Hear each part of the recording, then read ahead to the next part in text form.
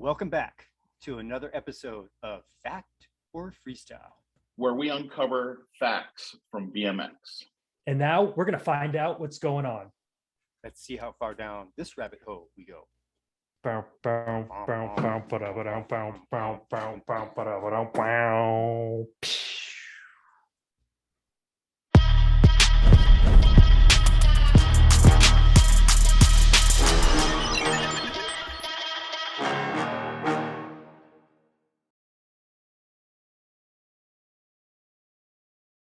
Previously on Fact or Freestyle.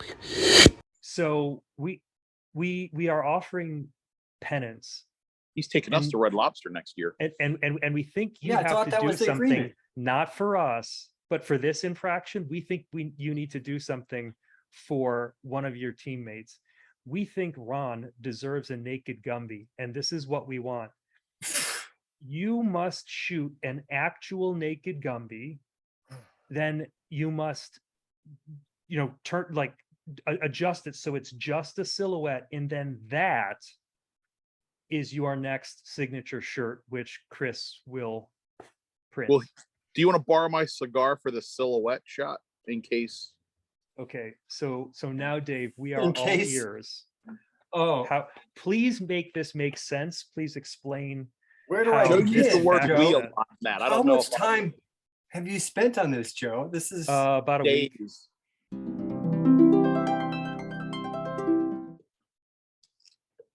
Whoa! Whoa! I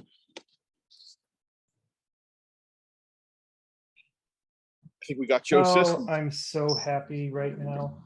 I'm so sorry that you had to stop your session. You didn't say what you were sessioning. Could have been anything, but it's okay. I was 4 minutes until the end, and I was starting to wear down and lose focus. So it worked out just perfectly because I suspect that you met frog bars.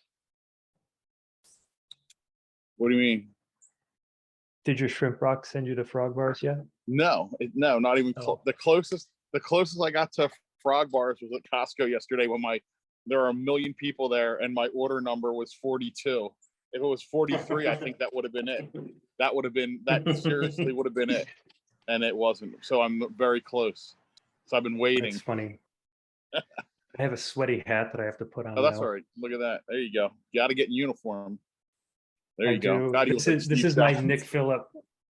I wish George never did the Steve Jobs thing because that's all I see now. It's kind of like the one time one of my friends ruined Rage Against the Machine for me because he said, "Hey, I was watching CB4 and Chris Rock sounds exactly like that guy from Rage Against the Machine in that movie." And then every time I hear Rage, I just think of Chris Rock singing, and it absolutely ruined it.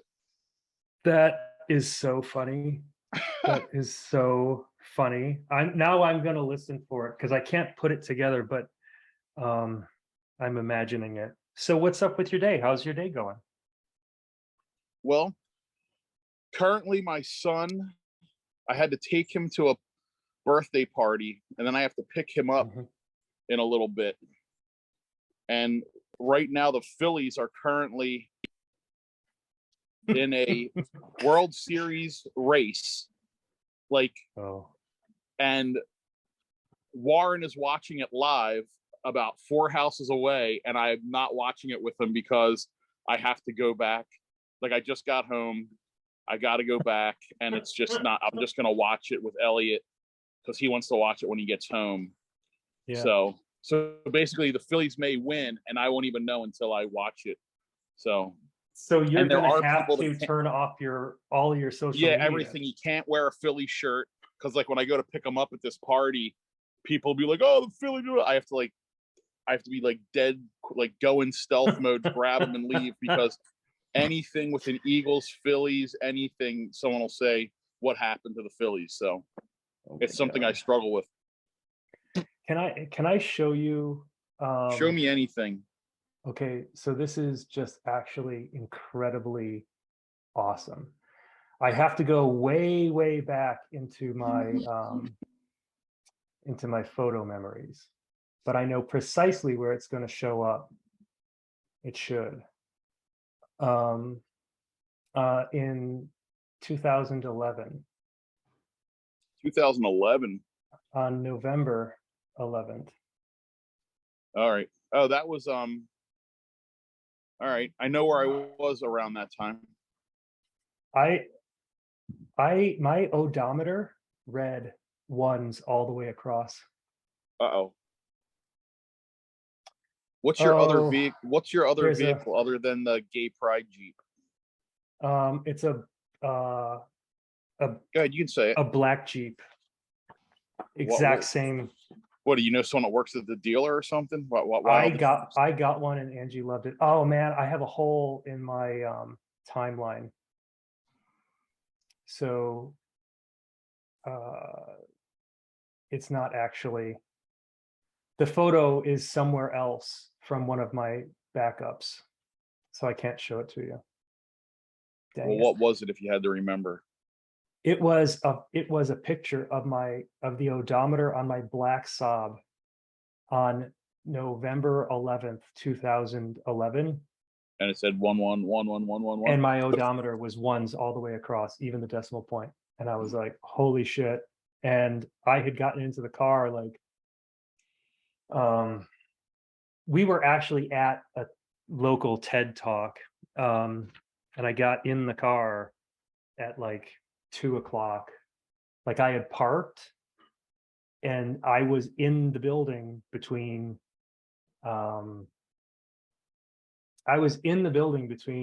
like 10 a.m. and 2 o'clock. And so I had 11, 11, 11, 1, 11. It was there for all that stuff. So that's the picture I wanted to show you. And now you don't have it. All that buildup and you don't have it. All that buildup and I don't have it. I had the craziest 43 moment ever. And it was many years ago, but after it happened, I seriously knew at that point 43 wasn't like a joke anymore. It was for real. Mm-hmm. So the short version of this is, so I love baseball. I love Phillies baseball and Phillies football. I love the Eagles and I love the Phillies. And my brother Steve, who passed away many years ago, he was the worst Philly sports fan there was, because he was your stereotypical Philly sports fan. He liked all 4 sports: hockey, football, basketball, and baseball. Mm-hmm. He would go to a bar and yell and fight with people if they were giving like his team shit. And he was just the biggest sports, like he could talk shit about sports to anybody and he wouldn't back down and he was never wrong. So he had passed away in 97, and the Phillies were in the World Series in 2008, and they had this like crazy like rain delay and they had to postpone the game. So like the game when the Phillies were going to win, they had to stop it like in the 7th inning and then start back up 2 days later in like the 7th inning. And they won the World Series at home 4-3 on my brother's, which would have been his 43rd birthday. And I didn't realize it. I realized like that the Phillies, they won and it, like whatever, and it was 4-3. I was like, oh my God, they won 4-3. And then the next day I realized, like, I was like, oh, wait a minute. Yesterday was Steve's birthday. They won on his birthday. I was like, how old would he have been? Oh my God, he would have been 43. So they won the World Series on his 43rd birthday. He was 43 years old. Now that's a 43 coincidence right there, which is crazy. Holy shit. Yeah. That's so that was my biggest 43 moment. But I see 43 now. Whenever 43 is reissued, like you were reissued, I was reissued 43 when it was brought to your attention, because like I just kind of like forgot about it and it shows up. But now every movie, every commercial, every percentage somebody talks about, anything on the news, it's 43%, 43 people, 43 times, 43 years ago, 43, everything is 43. And like when I brought this up to my dad back in the late 80s, my dad was an accountant, so he worked with numbers all day. And the first day I told him about 43, he just was like, yeah, whatever, blah, blah, blah. He came home that night and goes, I wish you never told me about the 43. I'm like, what do you mean? And he called it the 43. I wish you didn't tell me about that, about the 43. I'm like, why? He's like, it showed up today well over 100 times at work. Everything I did was $443,043. 43. The guy's gonna come here, blah blah, and something 43. There were 4 phone numbers for this one guy, and they all ended in 43. Blah blah blah. He's like, I don't know what you're doing or why this is happening, but I just want it to end because this 43 stuff's nonsense. Then my dad was one of these dudes. My dad's only entertainment was Flyers hockey, cigarettes and coffee, and the newspaper. My dad read the newspaper from beginning to front to back every day, the entire newspaper. And after the 43 stuff started showing up, I would like wake up in the morning and there'd be 6 things ripped out of the newspaper of 43. He would just rip them out and save them. Do you have that collection? No, I had to throw it out daily because he would just rip it out. Right. Oh, look, 43, 43. And then I would just like look at it and laugh and throw it out.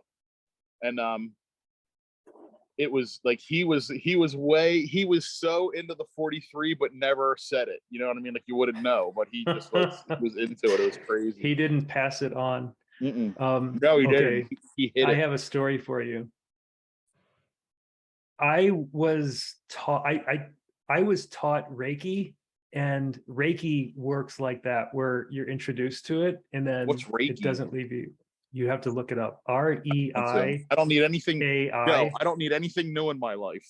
All right. Okay. Remember fine. That. I don't need anything new. It's a magic.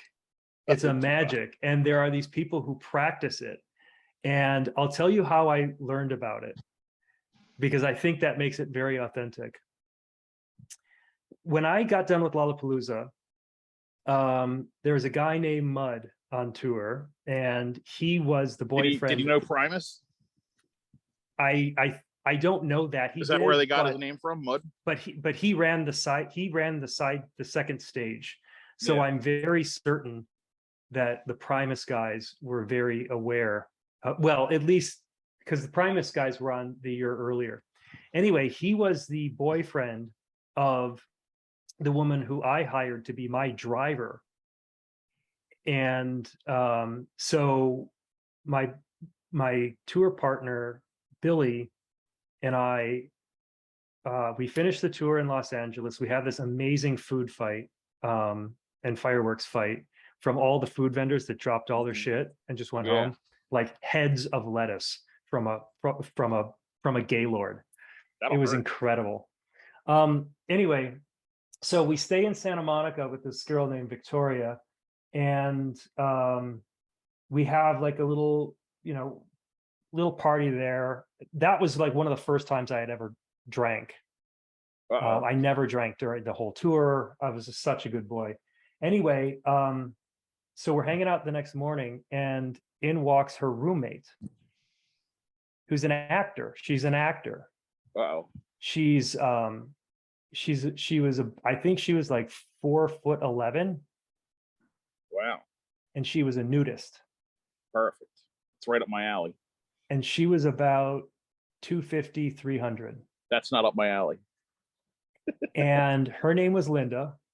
And we hit it off. We were such good buddies. And I showed her my shrimp rocks. And at the time, she was blackballed in Hollywood for some reason. Now, Hollywood people will tell you their magical fantasy for any character that they're working on. So take this with a grain of salt. Yeah. She goes, hey, you want to take a ride over to Spielberg? And I go, yeah, okay, let's go. And so she's telling me how she's blackballed and telling me about how she works, her creative stuff. She's telling me how she can look at my designs, because she went to the RIT, Rhode Island Institute of Technology, which is like an art school. She said, look, I can look at your shrimp rocks and I can emulate your style. I can knock off your style. I know exactly what you're going to do in your next round. Now, she never put that to the test, but that's what that's what I was doing. So we get in and she goes, watch this.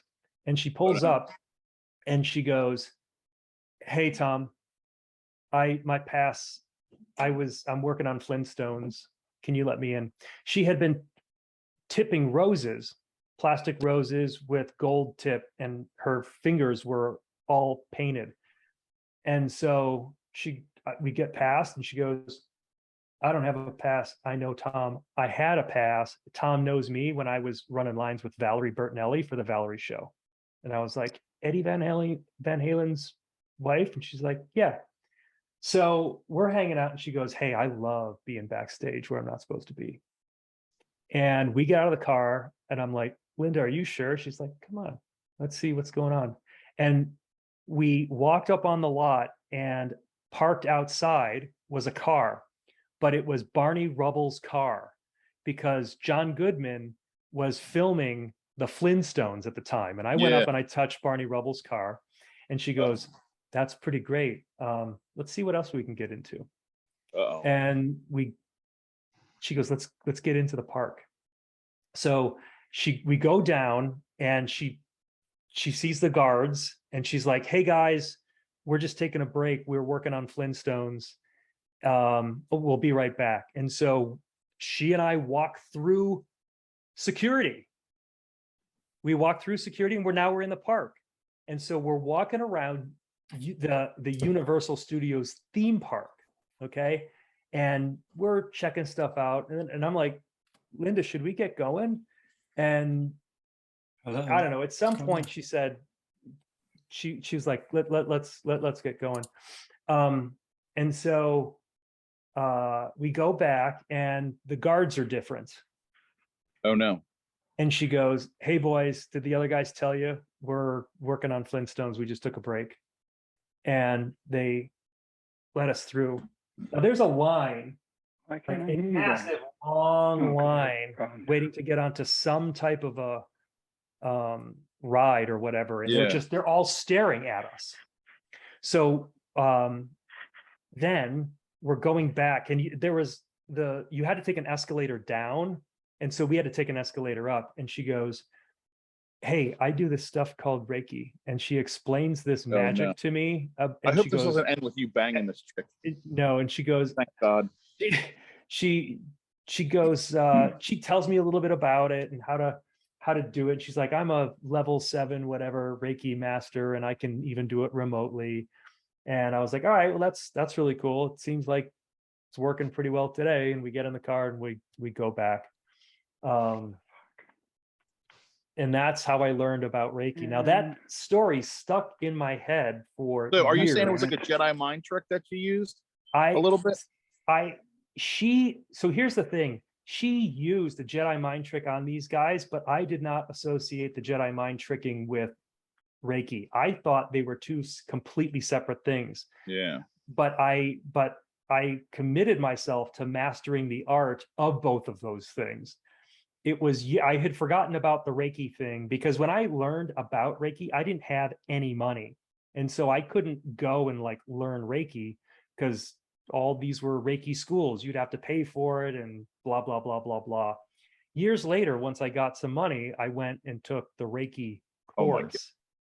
And what they do is they have you, like close your eyes, hold your hands out, and then the Reiki master touches you and transfers the Reiki, similar to how you transferred 43 to your father and I transferred frog bars to you by way of your shrimp rock. And Ray, I swear to God, my eyes are closed and they hit, and I see rainbows pop up from my hands. How much psychedelics were involved in the process? None. Like, were there mushrooms? None. Were there any kind of peyote or None. Hey Ray, I'm glad to see you. I thought maybe we were gonna miss you. I'm very limited time today.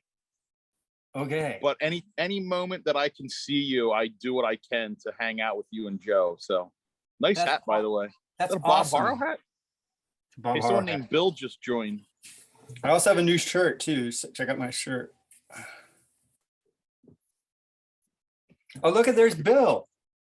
Oh my God, look at you guys. Hi. Hello there. Hello, Bill. Who's Bill? Do I know Bill? Okay, let me do the intro. Yeah, do the intro. Bill. Bill and I rode back in the day. Bill did Atomic Circle of Chaos zine, one of like the most awesome zines ever. In fact, Ephraim, when I told Ephraim when we were at James McGraw's house for Battle in the Rockies, like something popped up, like I saw something of Bill's on Instagram, and I turned the camera around, and I put it on Ephraim, and I said, Bill Keaggy, and he goes, Atomic Circle of Chaos zine, it's the greatest zine of all time. All right. So Bill Keaggy was the other one who had that. The best theme of all time, yeah. Atomic Circle of Chaos. Yeah, ACC. ACC. Yeah. And Bill's zine, Bill's zine put me in a zine for the first time ever. It was at Garfield Heights contest, and I still remember the caption. The caption is "Anonymous kick turn. This guy could tweak him." I read that caption 1,000 times.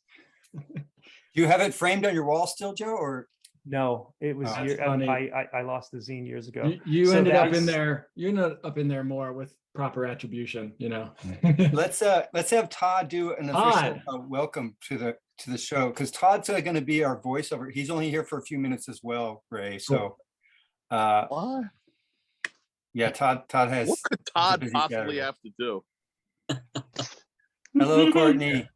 Hi, Hi, Courtney. So Courtney's joining us as well from the UK. So Todd, why don't you start off with a nice, your radio voice, and welcome to Factor Freestyle episode. Yes, can you remind me what the actual dialogue is there, Dave? Previously on Factor Freestyle. Welcome to Fact or Freestyle. People love Dave Nourie, and they always answer the phone when he calls. When we get him on Zoom, we ask him to confirm rumors. Let's see how far down the rabbit hole we go. You make it up as you go You along. make it up. He is, It's all fine. There's nothing. Yeah. So You are the dialogue. Dave, all right. So this is what Bill. Let me give you an intro. Dave took improv lessons, but then Dave also started directing. Okay, Dave confuses things. Typically, a director has a plan. Dave always gets his levels mixed, and now he directs. He's an improvisational director. It's chaotic directing, I think, is what we call it, Joe. It's just directing through I'm chaos. I'm in. That sounds great.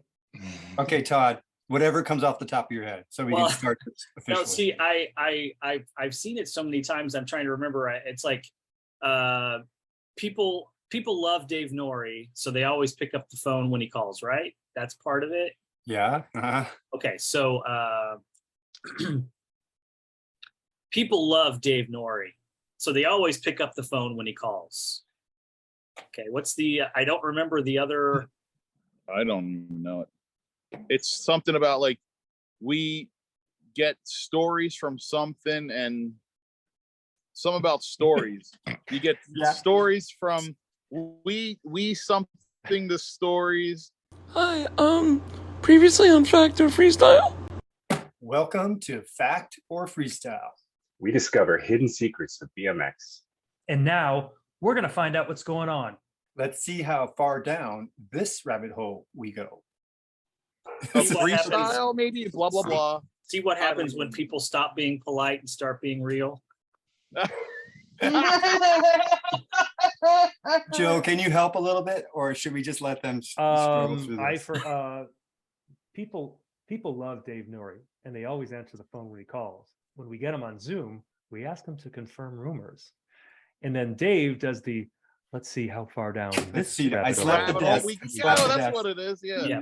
Dave always starts with a slap and says, Welcome Welcome back. Welcome to Fact or Freestyle. Bow, bow, bow. Bum, bum, bum, bum. Okay. No, I remember This that is part. this is the Yeah. Memento remix, by the way. Yeah. This is the Pulp Fiction remix of the show intro.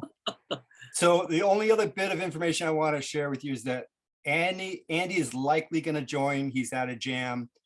Courtney is from the UK and she has been listening to the show. She loves the show.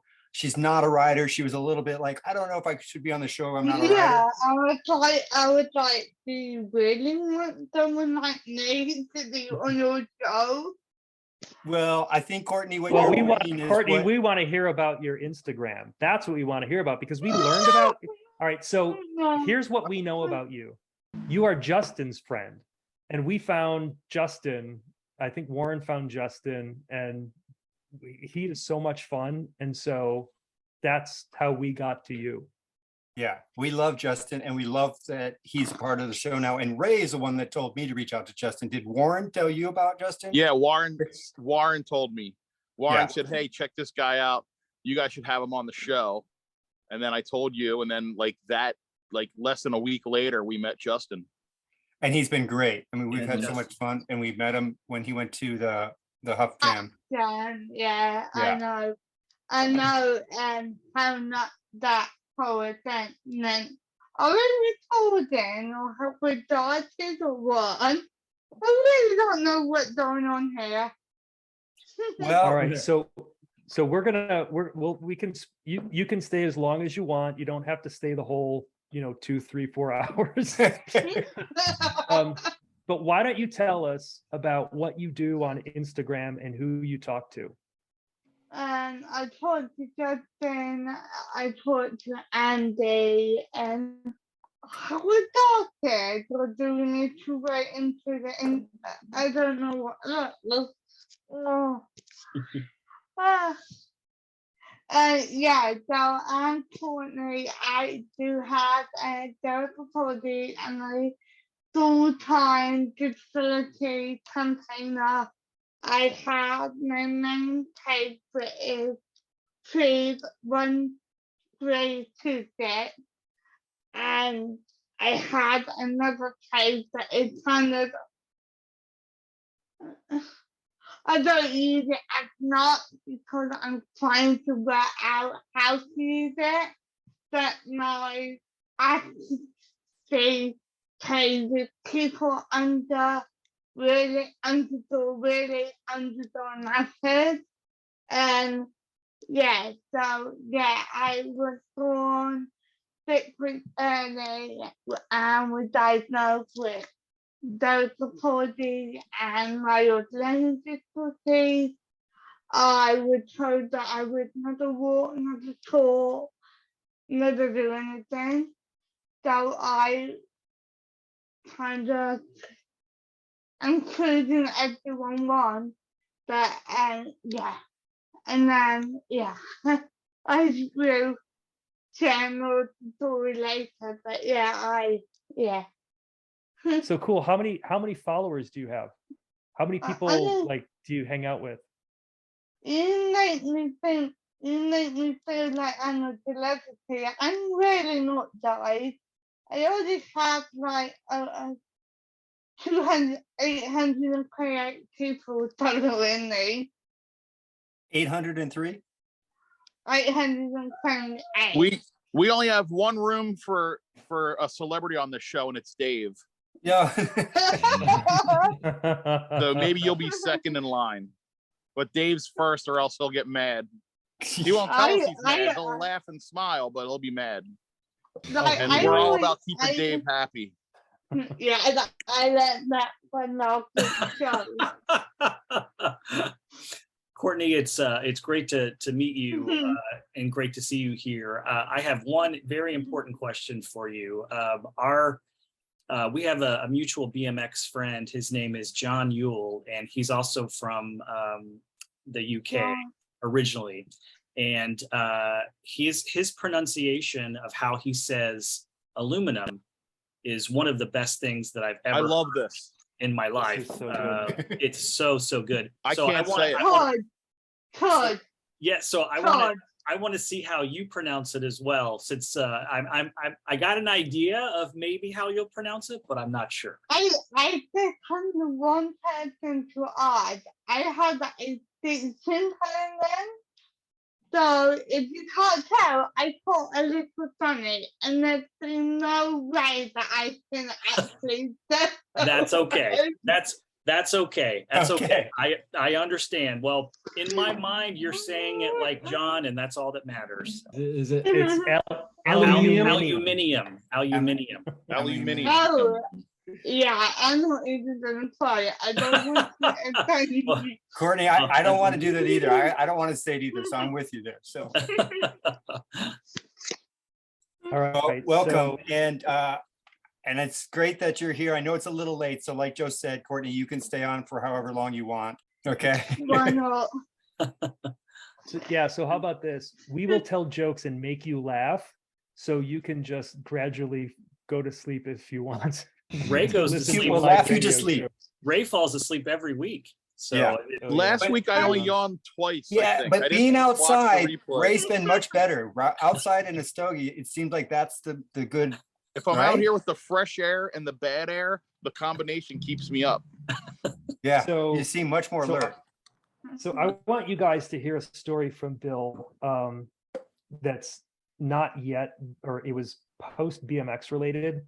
I got connected back up with Bill in 2005. He found me somehow on the interwebs and sent me a picture.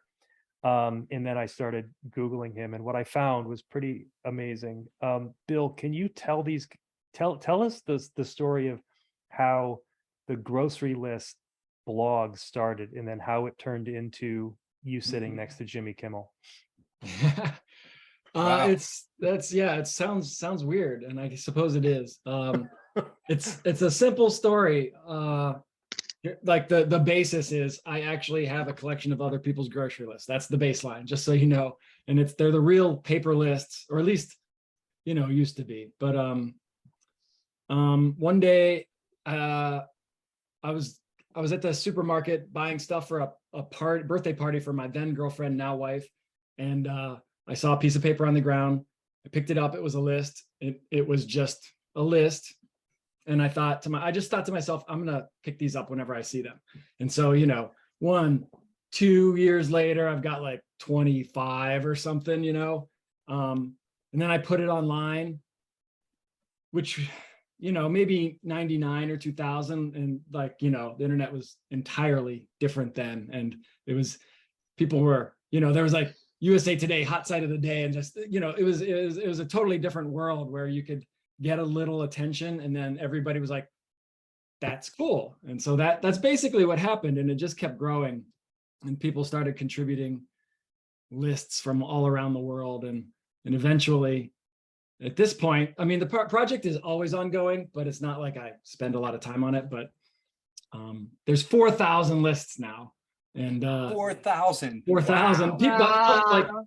like 95% contributed by strangers around the world, which is fascinating to me. And then, I don't know, again, when the internet was different, the web was different, a publisher contacted me and asked if I wanted to make a book. So I did. And then a TV show contacted me and asked if everything just sort of happened. And that's crazy. It's so different now with so much going on, and it's harder to get attention, but it was really just a weird coincidence that I decided to do that, and that strangers thought it was interesting, because it's the most boring thing in the world if you don't think about it too deeply. And if you think about it too deeply, then you can make up stories about them and all kinds of stuff. Well, yeah, I'm fascinated by it. I think that the reason why we had you on is that we're trying to get Joe to be on your list, to give him your list, because we know, Ray, could you imagine what's on Joe's list? Ray probably knows it right off the top of his head.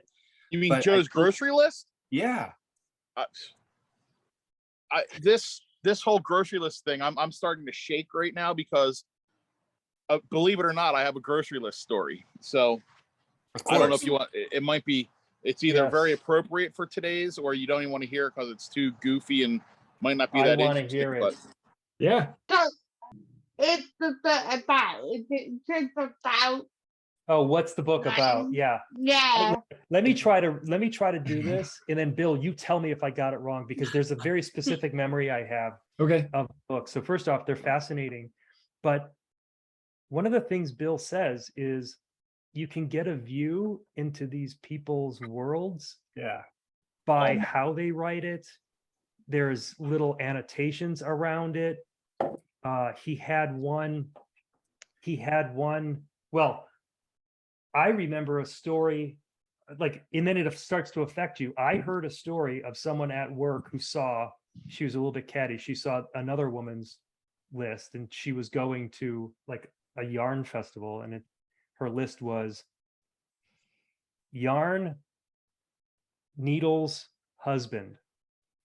And so, and I was like, okay, but one, you should make lists for that kind of stuff. Two, you shouldn't be fucking catty about it and tell other people in a belittling way.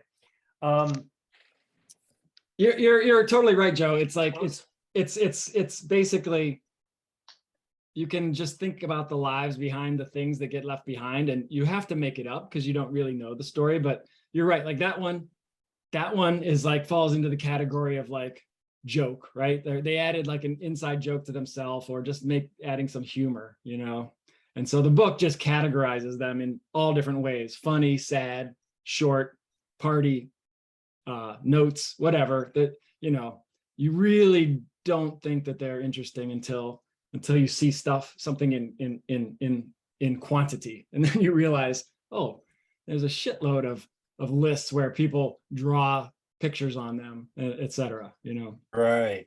So am I understanding that there is a TikTok content format template that looks at grocery lists? Or should there be? Should be. I don't know if you're talking to me or Dale. I think you just invented a whole new thing, Joe. Courtney, you inspired me. Yes. I want to hear Ray's grocery store. Yeah. All right. Yeah. Sorry. Well, Grace. My story is that when I met my wife, when we were dating, I was still living in a house that was set up for like the 70s. I didn't have a microwave. I didn't have a dishwasher. I didn't own a salt shaker. There was like nothing in the refrigerator.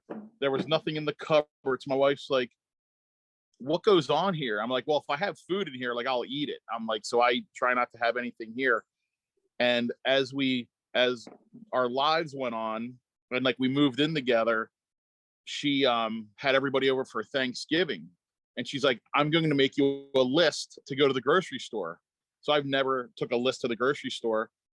And she gave me this list that was so big, and I mean, like I needed the Rosetta Stone to figure out what half the stuff was. I'm like, I'm looking at it, and I'm like, what is all this stuff? Bitter sweet chocolate, juniper berry dust, frozen spinach, organic olive oil, something. What I mean, like all the stuff on it, I had no idea what any of it was, and it was just this huge list. And every time she would send me to the store, I would have this enormous list.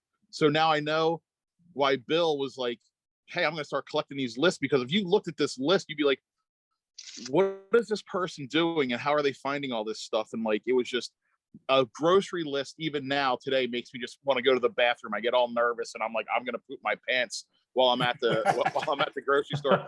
Every time I go to the grocery store, I have to go to the bathroom because I get all nervous up, because there's so much stuff on the list and you can't find anything, and like you hate asking people, and now there's apps to show you where it is, and it just doesn't work. And so grocery lists are to help you, and all they do is make me go nuts, and I can't stand them. So if I was reading this book that Bill has, I should just bring it into the bathroom with me, because it'd probably make me poop in 2 seconds. You're probably in the book, right? Yeah, I could be. Oh, Yeah. I get those. I got every one of those lists I would get. As soon as I was done, I'd crumble it up and throw it out. But now we have it on our phone. We have a thing called Any List, and you can add it. It's actually really good, because then throughout the day, you're just like in the kitchen. Oh, wait, we need this, this, this, this. And then I never have to call her and say, hey, what do you need from the store? I just go, I look on the list. So it has helped my situation immensely, this AnyList thing. Have you ever so great. have you ever been looking at the AnyList and it says like, olive oil, M&Ms, new husband, anything? No, none of that. No,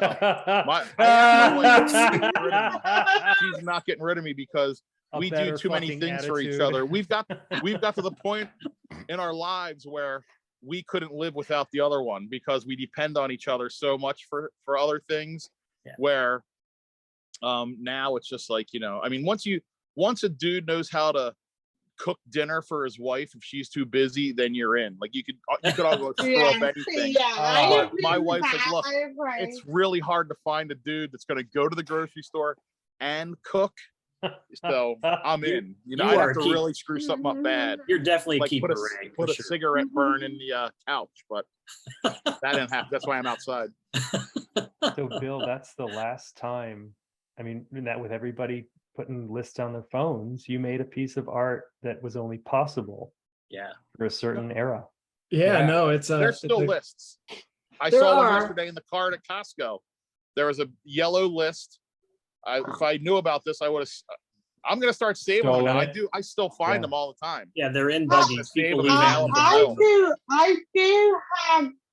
People don't use paper, but I think people write lists on a whiteboard. Has anyone seen that? Yeah. I don't know how they take a whiteboard to the store. Right. Take a picture though, right? Yeah.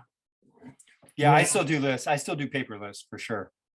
It varies for me. I mean, the whole that's slowed down way, not that it was like my life, but there's way fewer, and I'm part of the problem. I mean, I'll just tell, well, I won't say the name, but ALEXA, what to put on the list, and then it's always there. And same with my family, but yeah, Ray, I mean, some people have super organized lists, and some people even like write down like what aisle and stuff they're in, or in order. When my wife I used to tell her, I'm like, I need all the lunch meat stuff first, then I need vegetables, then meat, then all the other nonsense, because I go in a certain order. If you throw in the lunch meat down at the bottom, then it screws up my whole pattern. And she's like, she doesn't get it, but.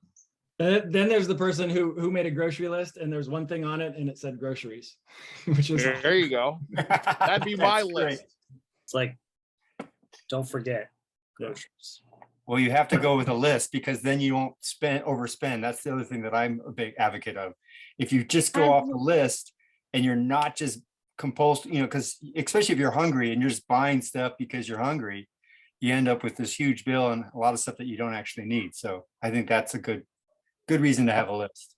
I heard a psychological experiment where people who write their list down are more likely to add more because they want to give themselves a reward for finishing the list. So you do like a good cross off. Stop at the ice cream aisle at the very end. It's very different in my house, because I've been half of my life with my mom and half of my life with my dad, and they do it two completely different ways. Sure. Yeah. So it really is interesting. I don't know if my parents ever made lists. My mom used to have her little address book. I don't know that my dad ever made lists. Yeah, I don't have any specific memories. I know my mom did. She was like big into coupons and stuff, so I mean, she definitely planned. She's the planner. Like my mom's the planner and organized, and my dad's like the creative weirdo. So I'm like 50-50, My mom would have a list on the refrigerator, on the side of the refrigerator each week, like a handwritten list. And if we had ideas or thoughts, we could go in and write down. And so occasionally I would see something on there that I wouldn't like. So I would just scratch it off. I'd be like, do not get like this. No liver, please. No liver, please. I'm done with this. Yeah. I remember going to my cousin's house, and my aunt and uncle, they used to go shopping once a month.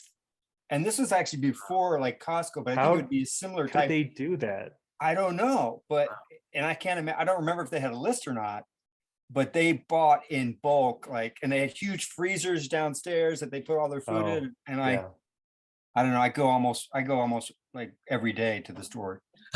I think then, you know, like with my parents, like canned goods were still like a miracle in some ways, you know, fresh food, there's just less fresh food. It was like ready whip and baked beans in a can, you know?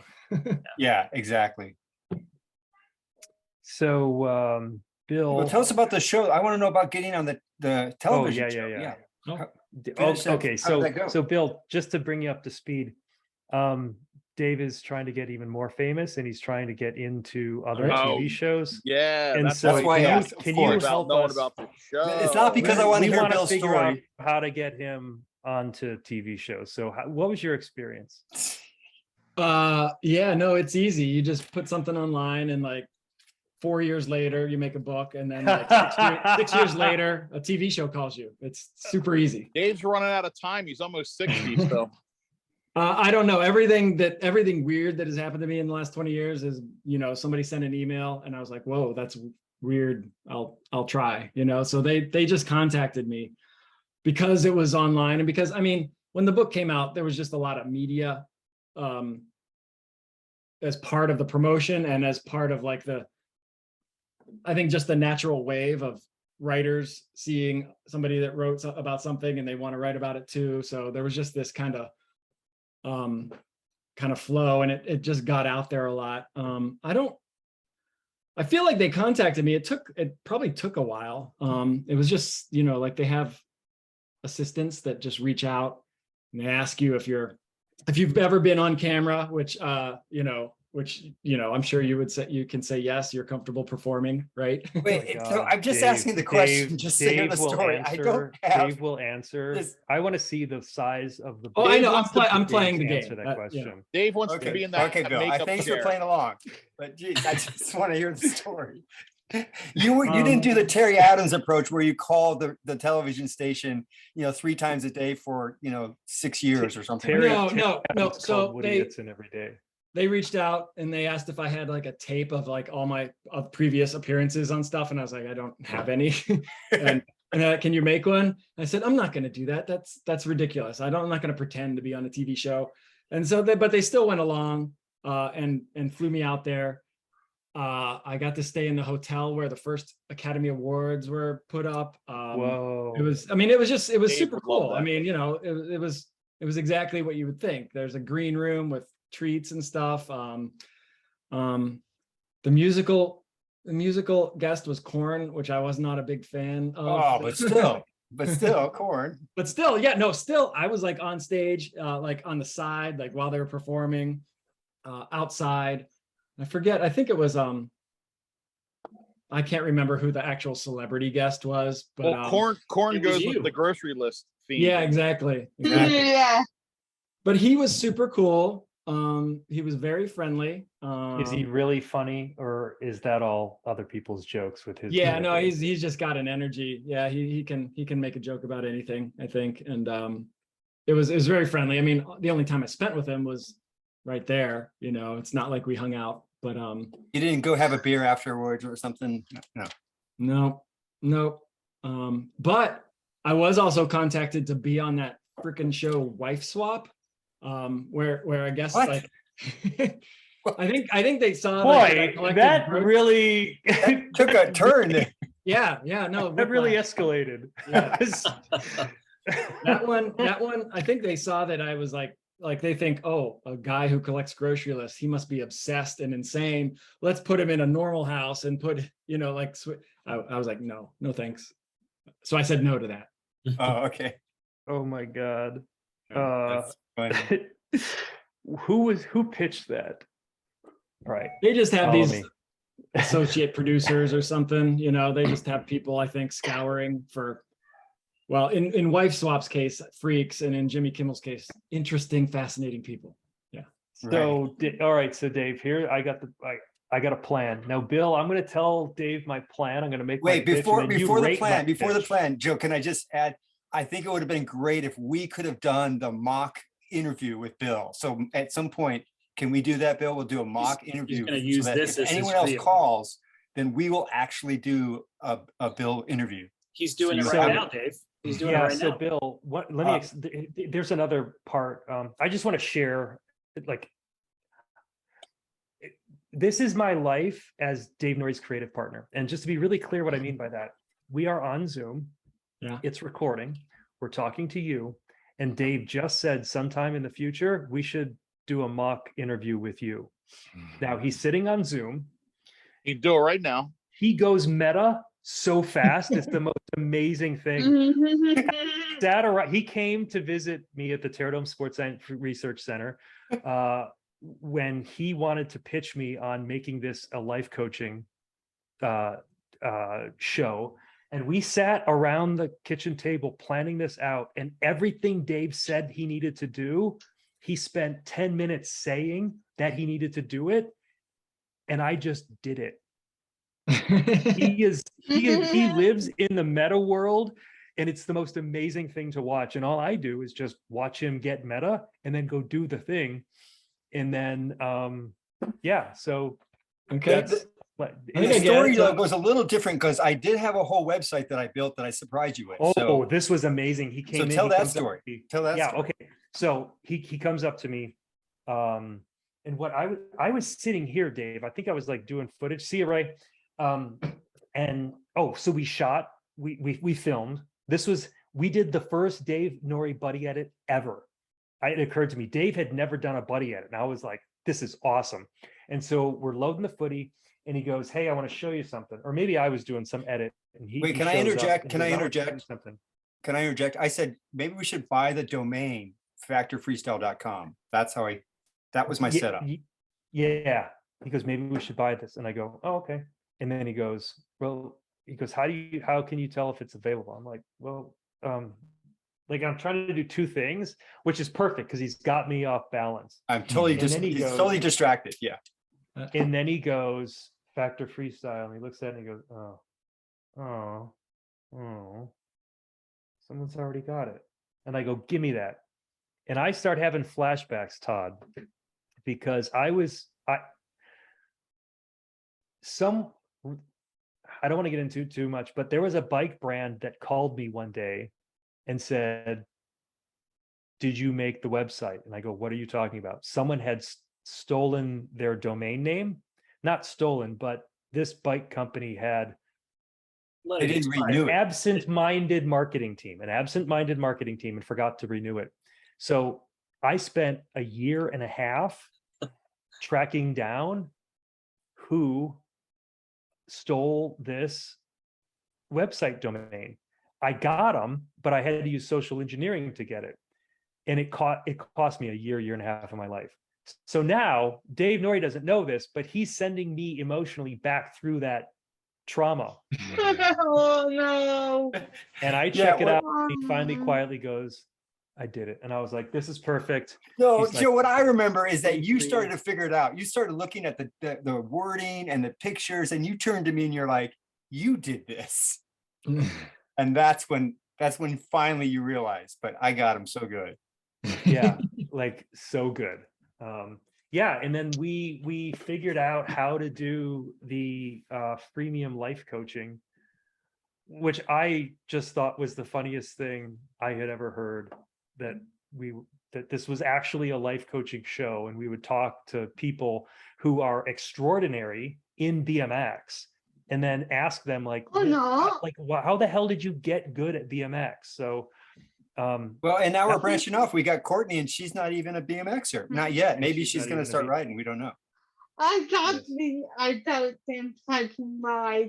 I'm not the one that I think the BMX thing in the UK is little to nowhere. There's no BMX community in the UK like there is in America. It's in Southsea. Where are you, Courtney? Yeah, where are you, Courtney? East on the east side of the UK, like Doctor. Okay. Yeah, there's definitely a scene. There's definitely a scene at Courtney of BMXers. Yeah, well, probably, because I know that he was in Manchester recently. So maybe I just don't know a lot about it. I kind of think Diddy lately to even let into Landy on that. You could do it.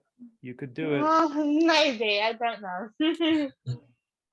So Joe, Bill, what was your I kind of interrupted you with that story. You were saying Sure something did. about I'm good at that. I'm good at that. Sorry. I was not working off a script. Oh, this is actually kind of interesting. Oh, good.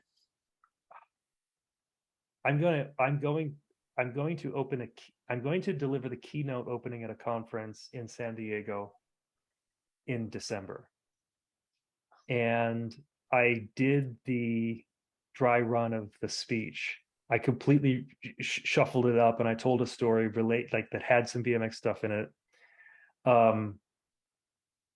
But the client saw my post on LinkedIn because I posted my edit and I told the story of how I got the Terradome Sports Science Research Center, and she was a huge Cure fan and she loved it. And then she went, and I think she went to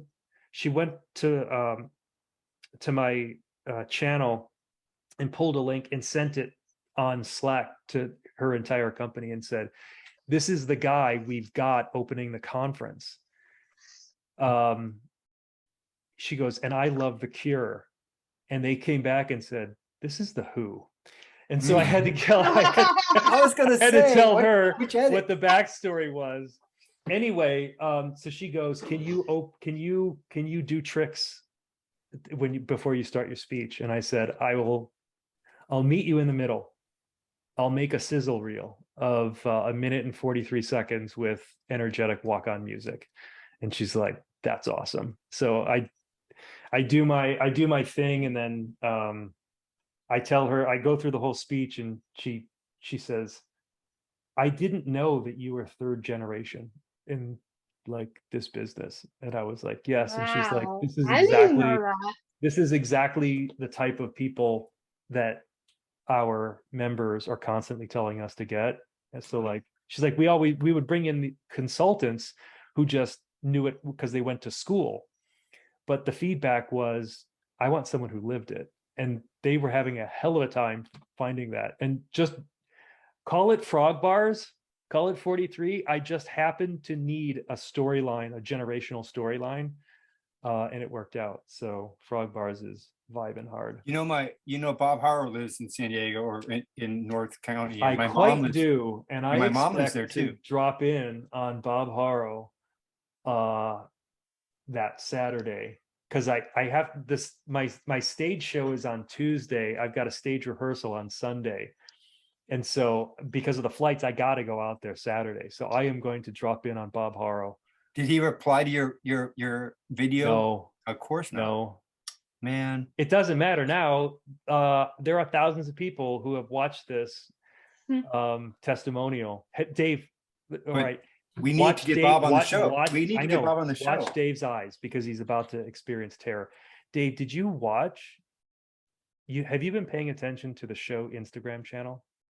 No. Yeah, I have. That's where all the highlight reels are. Oh, I've seen some of them. Yeah. I think the show's Instagram is funnier than the show because it's compacted and it's condensed. Oh my God, yeah. So cool. We're going to keep doing them both. Don't worry. Anyway.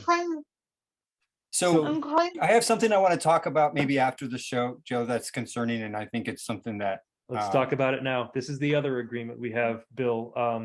So the pact that Dave and I made when he came out here. This is a bit sensitive though. I mean, I will be his be rich life coach because I'm rich and he's famous, and he's going to be my be famous coach. Got it.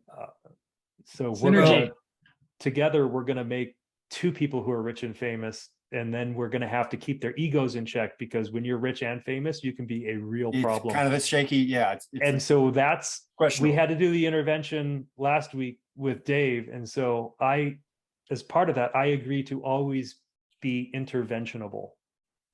I just think it's a bit sensitive. I don't know if it's appropriate for the show. If you want to get into just, I say to do this stuff to other people. Rules are fair. The rules are bi-directional. all right. Well, It's just to walk the walk, not just talk the talk. okay. All right. That's a good point. Courtney's right. I'm gonna walk the walk and talk the talk. I tried to get up to speed on this whole thing, but I admit I'm confused. So That's is good. kind of Yeah, That's don't exactly worry, where you I need to be. That's perfect. Don't worry, That's I where And will. ask questions and and ask interrupt questions, and ask clarifying questions. questions, Yeah. because there's many people that listen to this. I think we're up to 40. What was the number last? Todd, it was 47 and a half. I think it's 48 and a half. subscribers. One just keeps going off and coming back on. So we're Yeah, fine. so we count that as a half, right? But anyhow, so whoever does listen to this, I'm sure is equally confused, Bill. So Joe, I'm just concerned about Ray, because Ray, Ray's bent on, ever since we introduced Ray to Factor Freestyle and invited him on as a guest, Okay. he said, I'm available. I don't, Yep. Saturdays are Yep. completely open for me. I'm there. Yep. And we Yep. still ask to make sure, like, is this week going to work? Because everybody Yep. has schedules and things come up.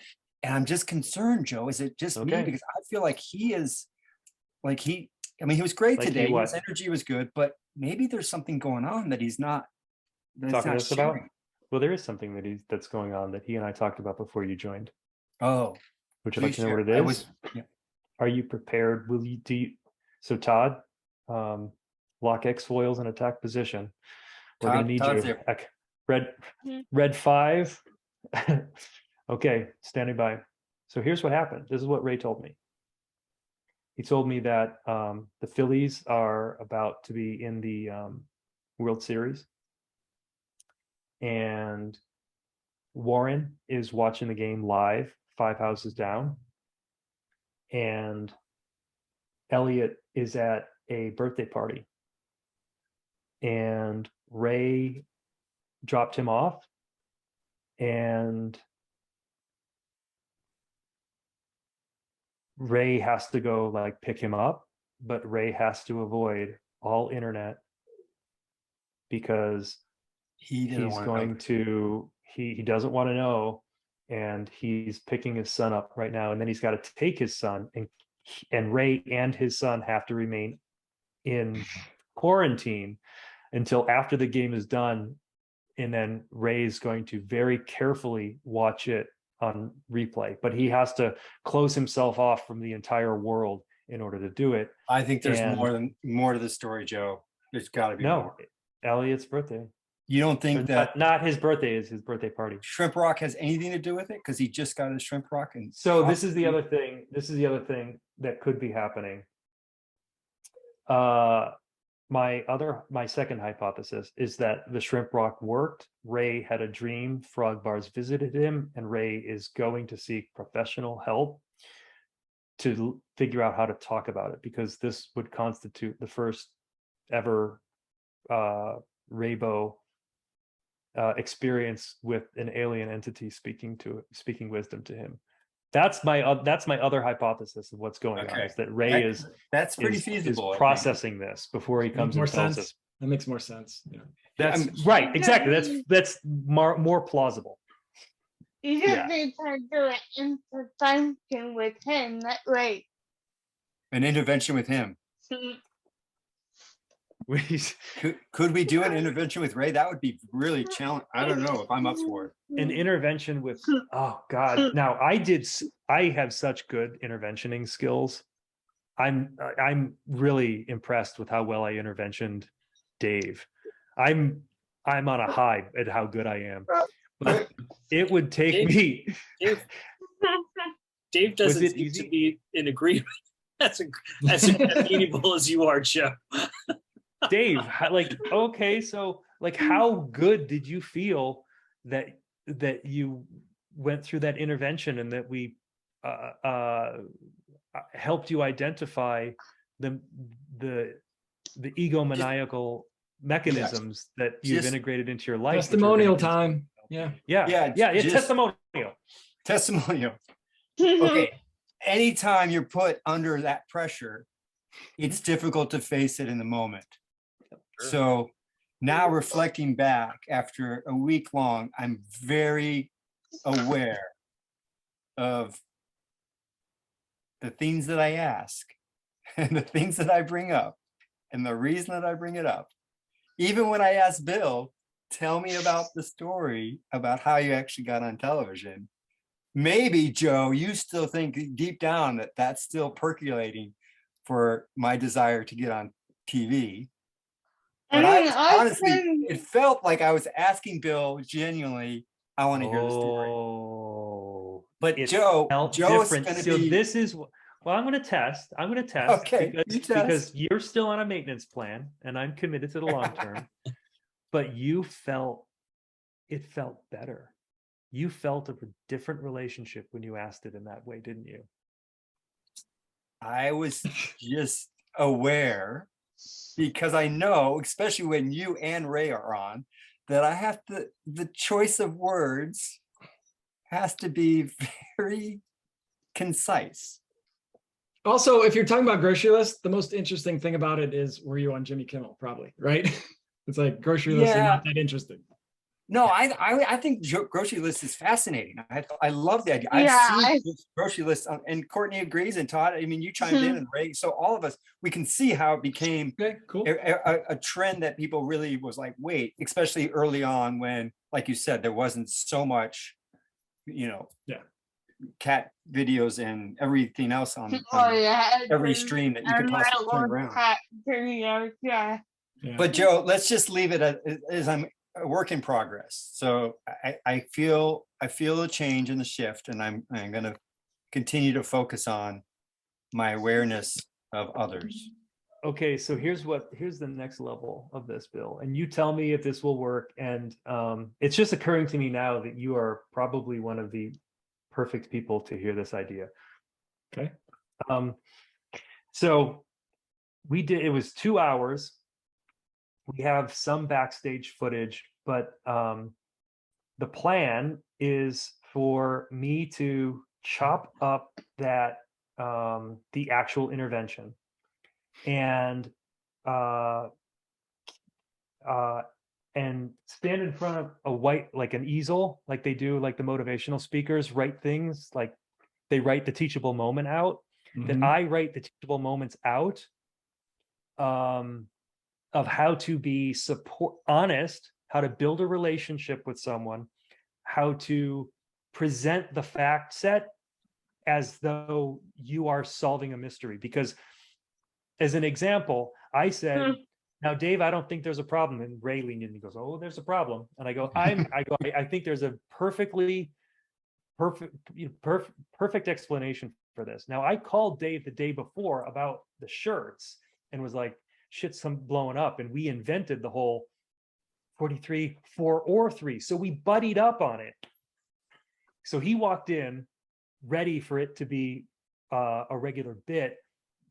That was me saying, look, Dave, you got to be able to score points in this, because it's not us telling you that you are entirely wrong.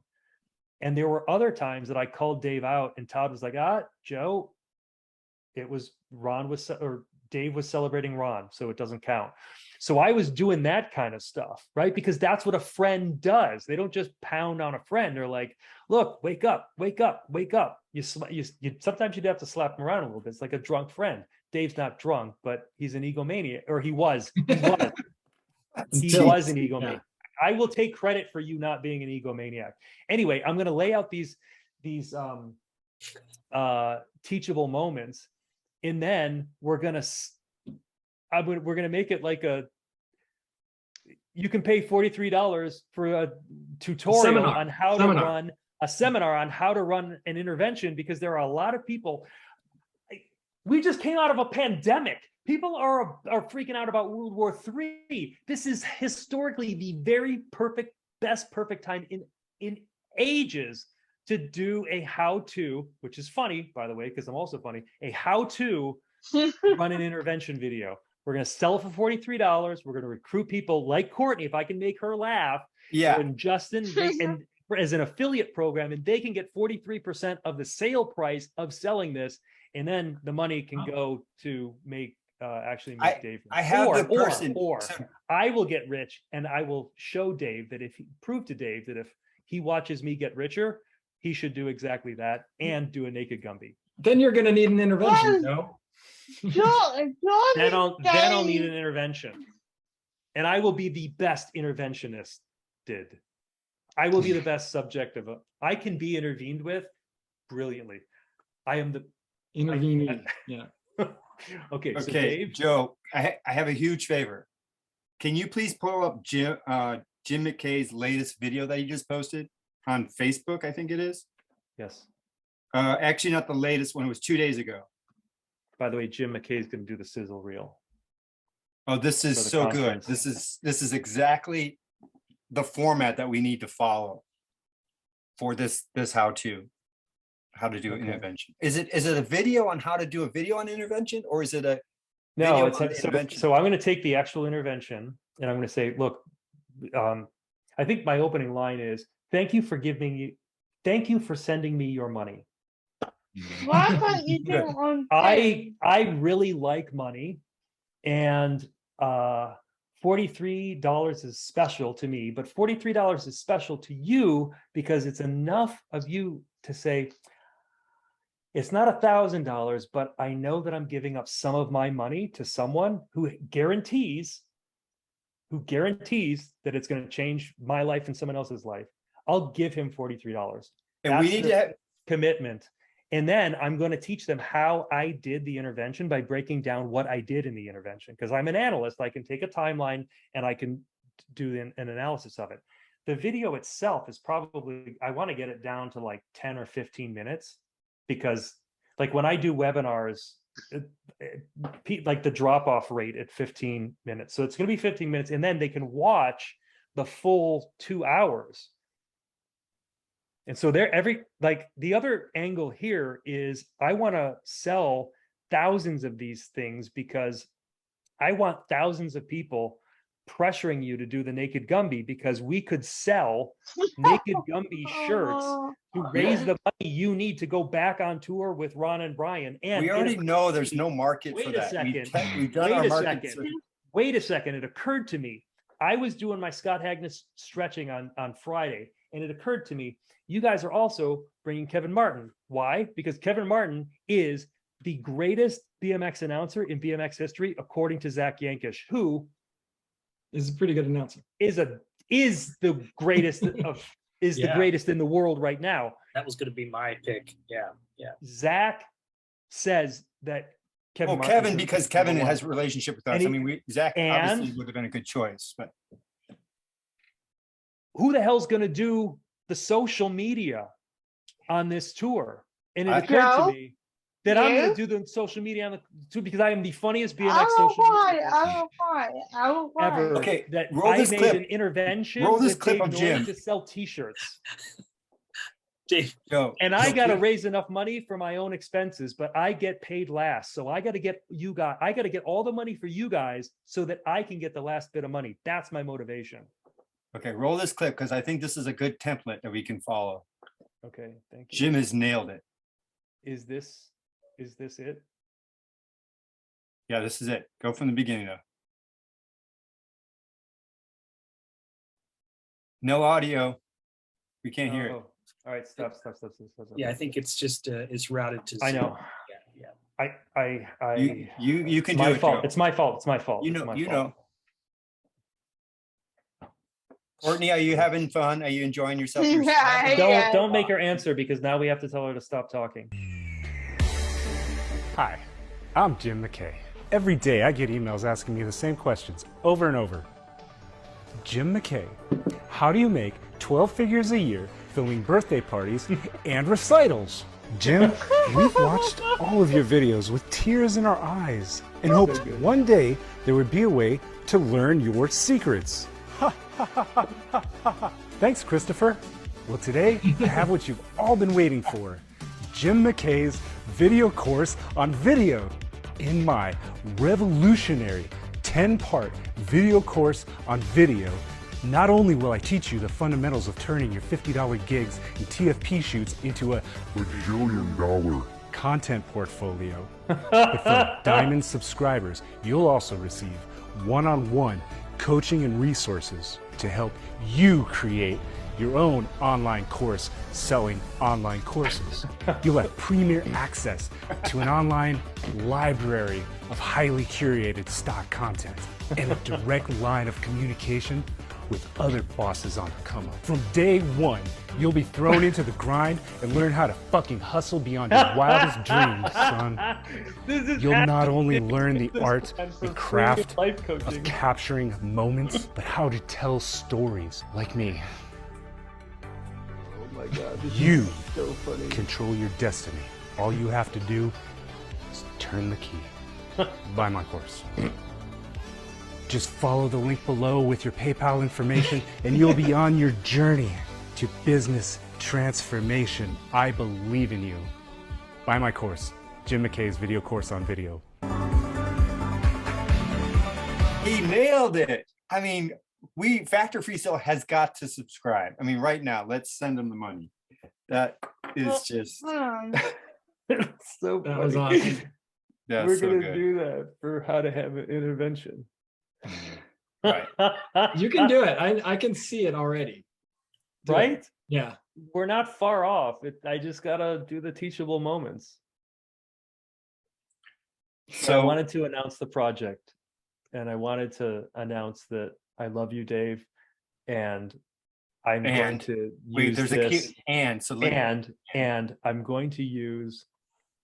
I needed a game to motivate me to do all the shit that is needed to get done to get. The actual number is $500,000 for this fucking tour. And that's before we include the insurance and my travel arrangements, because I will be traveling in like fucking business class for this shit. And I'm gonna sell all these fucking tutorial books and shrimp rocks to raise the money that we need. Because I have an announcement. Joe, I have an announcement. So right. we have a corporate sponsor that's come aboard. Oh. And they're going to cover all the flights for the 4 people. So the 3 riders and the announcers. So that's huge. Who is this corporate sponsor? Reclamation Bikes. So put that in your hat. Yeah, that helps a lot. That helps a lot, right? And now we just have to, I mean, I don't know, 500,000, that's just. Well, it's not 500,000 anymore. Yeah. But still, even with, I think we can do it for So less. wait a second. All right. Okay. So all I have to do now is sell enough courses to get my 5 first-class tickets to wherever you guys are going. I can pay my own way with my how to intervene. Yeah, an egomaniac. I think if you testimonial. fit to the t-shirt idea. All right. Well, I'm gonna try. You got the cities lined up? Like, what's happening? Well, we know the cities, but we don't know exactly the location. So we'll definitely do LA. We'll do Indianapolis, which I do have a pretty good idea of Indianapolis, New York, or Rockville. Someone mentioned Rockville, and I think that would be amazing if we do Rockville. We have another person that's reached out of Virginia. Is that right? Someone that emailed us. I think it was Virginia, but anyhow, somewhere on the East Coast. And then You're the Germany treasurer. will do Cologne because we've got Stefan Pronto in Cologne. And then UK, we don't know where. Courtney's going to find someplace for us in UK, hopefully. And then Japan, and then Japan okay. is the last stop. Wow. I don't know where you can come in the UK, but because most of the kids in the UK are Manchester or London, and Yeah, I have no connections in Yeah. London or Manchester, though. Help me out. Well, okay, Courtney, but I do have someone that's reached out from Manchester that has a skate park, so they're in the mix as an option. I just tell you. I just tell you. Dave, how are you feeling? How are you healing up? Yeah, I'm pretty good. I went to the doctor and everything checked out fine. They're like, Good. yeah, you can go bike riding. And I said, well, do you know the kind of bike riding that I'm Yeah. doing? They thought I was just like It's a pedaling little around the different. street. Yeah. That's a little different than. So I'll probably be feeling fine in 2 weeks, but they said I should have another month of just kind of taking it easy. Oh man. So it's just that it's right when I probably won't bring my bike. If I bring my bike, I know a ride. So Yeah. I probably just won't bring my bike. Will you find someone else's bike and ride? Yes. See, Yes, it doesn't matter if you bring your bike. That's kind of what I figured. I just, you'll be like, oh, I have this idea. I want to do this. Yeah, and you're like, I want to do a Vanderroll off of the stage onto. I just know how that goes. So if you want to, we can put in some safety precautions that. I think Joe is going to send a straight jacket. Is that what you're sending, Joe? What are you sending? I'm going to the. Well, But you're sending James. I thought you were going to send James a straight jacket so that I have to wear it while I'm judging. I trust. I trust you to. I don't have to babysit you. There's nothing there. Just don't bring shoes, and then it'll be really hard. I think That's a good point. It would be difficult. Sorry. It's okay. Go ahead, Courtney.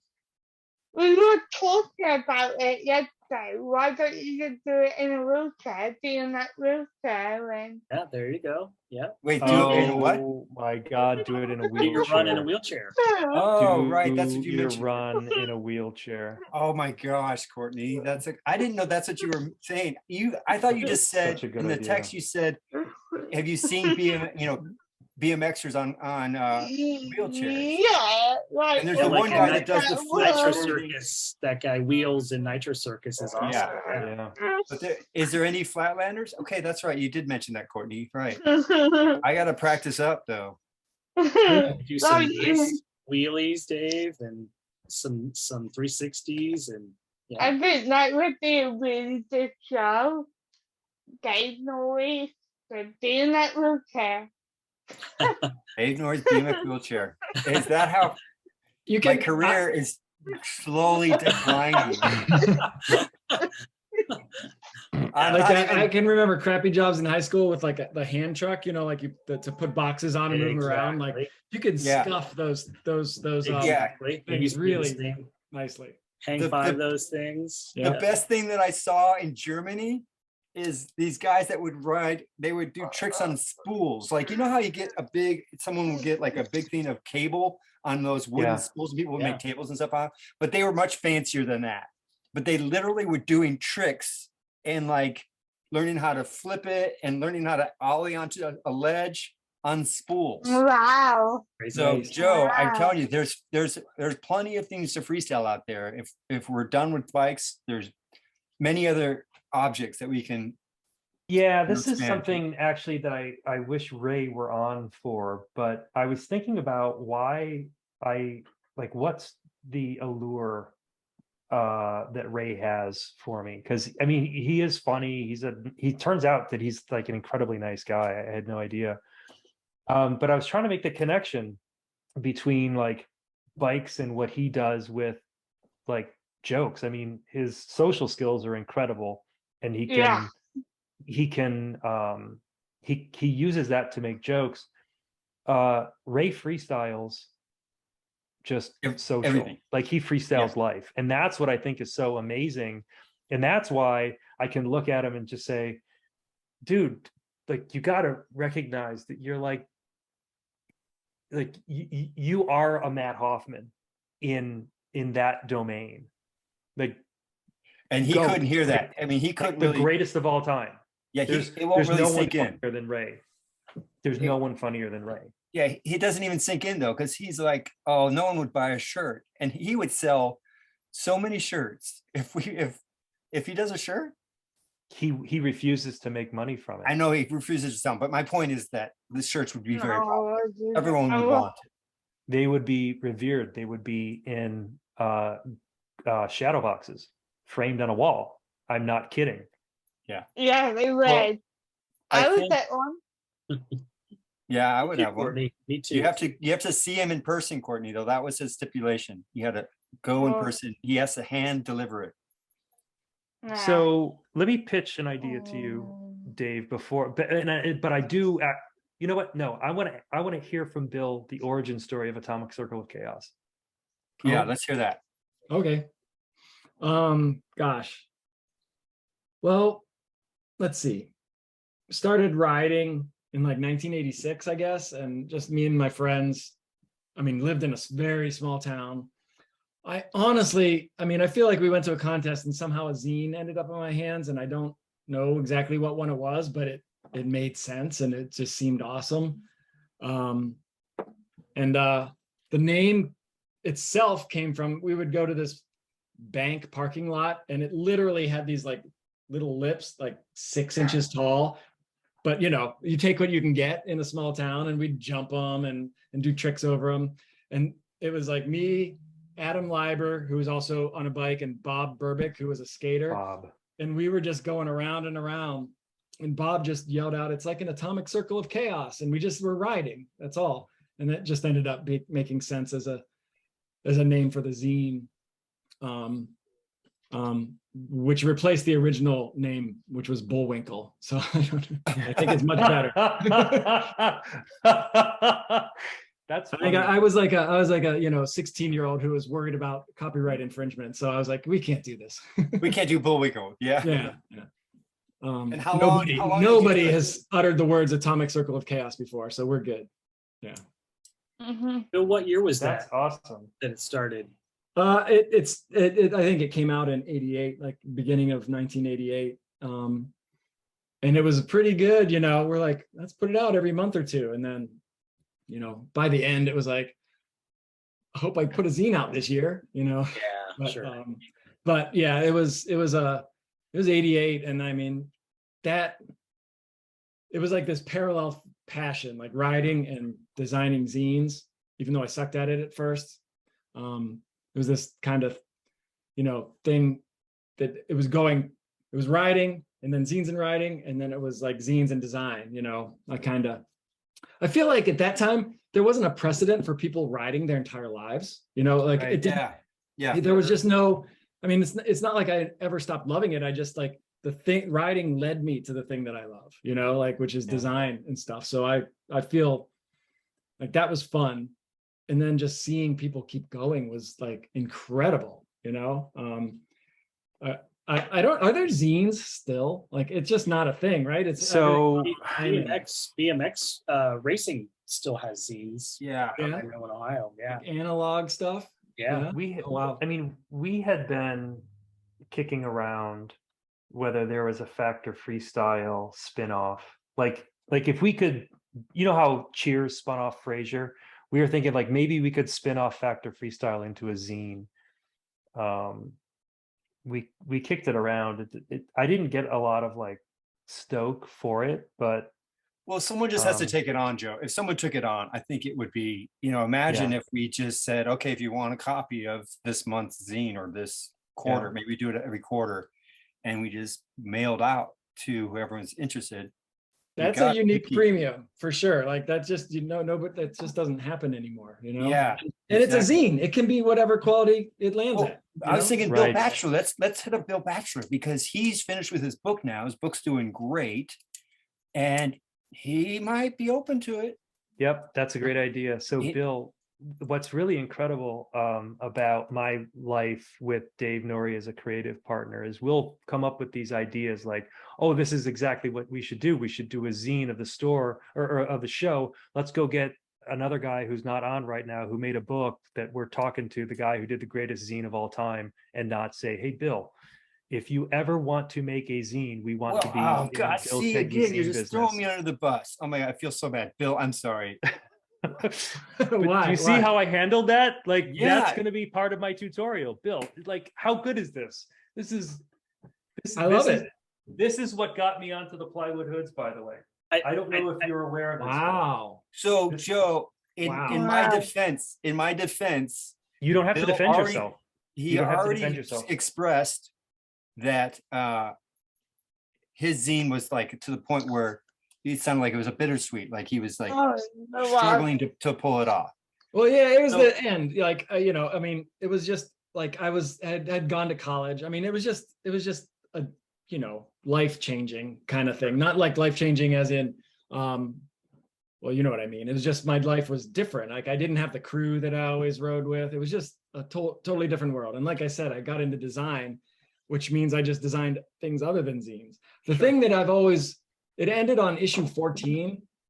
I always felt like 15 would be a good number to end on, but you know, it's like lots of years later. And I actually have like this photocopied, glued 1/16 finished zine of the 15th issue.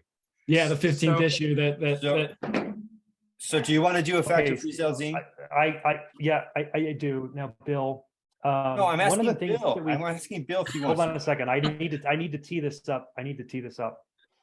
So, Bill, one of the things that happens on the show is shocking moments of serendipity. Okay. I need to tell you a part of the lore that we have invented. So as part of Flatland Assassins, Chris Young, do you remember Chris Young? Name. Okay, so here's the thing. I mean, yeah. He passed through the Garfield Heights scene pretty quickly. Yeah. He spent a couple of years there and then he moved. He spent maybe 1 year there and then he moved to York. Kevin invited him to come out to York. So Chris was in Dork and Five. That's where he made his debut. Chris started a zine. No, sorry. Chris started a brand called Flatland Assassins. This thing. Chris was my sponsor when Chris heard that I had been I admitted that I had been auditioning for the Plywood Hoods for 8 years. Yeah. Chris heard that and was my sponsor to advocate for me to the great High Council. As a show of my eternal gratitude, I do the hype stuff. I do my social media stuff in service to hyping Flatland Assassins, which at this point, it's not a business, it's a cult, which is perfect for me. Part of the lore that we invented. So the night of my coronation into the Plywood Hoods, I went back to the hotel room, and while in bed with Jim McKay, because we had to split a hotel room and I got a king size because I thought I was going to be there on my own, but I always say in bed with Jim McKay because it's like the funniest shit ever. So in bed with Jim McKay, I had an experience. An entity came and spoke to me, and it said something that was so like the prose on this thing was perfect. And either I am that good of a writer, or an alien entity actually came and spoke to me. And what that alien entity told me was, all your life, you have been playing chess with me, and I have been playing chase with you. That's pretty fucking good stuff. So either I'm a hell of a writer or an alien came down. Now I made the deal, the same deal that Steve Harvey made. And I said, look, I gave the entity a name. Its name is Frog Bars. And there's an iconography with frog bars. And I made the agreement, the same agreement Steve Harvey did. Steve Harvey said, God, if you save me, I will tell you your story. That's why Steve Harvey does this. I do the same thing with frog bars. Okay. Frog bars reignites creative passion, and it sets you back on your way. It's like animal chin. And so you wanted to do one more issue of the zine. I want to do one zine of Factor Freestyle and the Search for Frog Bars. Do you think maybe we could collab? I think that'd be fun. Absolutely. Okay. Yes. I think that'd be fun. I don't see why not. And I like that I'm actually learning what some of these things mean as we go along. It's good. So Joe, your proposal was one zine for Factor Freestyle? That's all we need. If we want to do more, do later. But Bill is going to, Frog Bars is going to intervene. We're going to do at least one more, and we're going to see we're just going to have fun with it. I'll help if you want. Yeah. I would adore that. I would adore that. And I feel so silly. I just want to bow out gracefully because I mentioned Bill Batchelor only because that's whose name popped in my head. We'll do Bill Batchelor too. Yeah, Bill. When Dave mentioned that, I thought he was saying like Bill for photos, like to submit photos or take photos, because he's such a great photographer. That's what I thought. My interpretation of that. So. Yeah, so we got a lot of catching up to do of what's happened on the scene since the last Atomic Circle of Chaos. Which was when? What was the year? The last year? Do you have them as PDFs? Last one would have been 93. I think that's when I started to kind of, move on. I think I scanned them all a long time ago. I still have the paper versions in a box. I still have like every zine that everybody ever sent me in boxes. So I mean, I've got like this kind of time capsule of xerography and bikes. And yeah, I mean, how if you guys, I'd help in any way. I don't want to step in where if there's something going on, but I'd play along and have fun. I mean, yeah, there's this that I just meant that there's always been this 14 just didn't feel like it's a nice round number, but it's not the right nice round number. 15 is the nice round number, which makes no sense. This is so awesome. I'm so stoked on this. Yeah. And yeah, and we can use them we can have them at events, so we can bring them to events and we can. Because you don't see, like, this doesn't just like, people don't hand out zines anymore. I mean, they exist, but it's just not a thing, right? People in Flatland won't even know what it is. Most people. I got no idea what it is. You don't know what breaks are. No. Bill, can you find one to show Courtney? Do you have one close in hand? Oh, I did pull some up. Hold on. Give me 1 sec. Oh, I'm so glad. So Courtney, you're going to get a little BMX history lesson here. This was all through the 80s. There was a lot. How many would you say, Todd? Like, I probably dozens, right? Oh, more than that. I mean, there were probably half a dozen just in Ohio, I would guess. So yeah. Oh, I mean, yeah. I mean, I'm not sure how many. I know it's like, how you get those photocopier box, like the photocopier paper.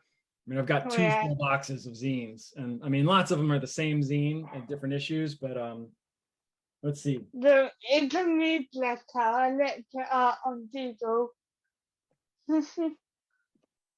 So I mean, this is it. It's just paper. That's Todd Tebow. He was so good. That's Todd Tebow, yeah.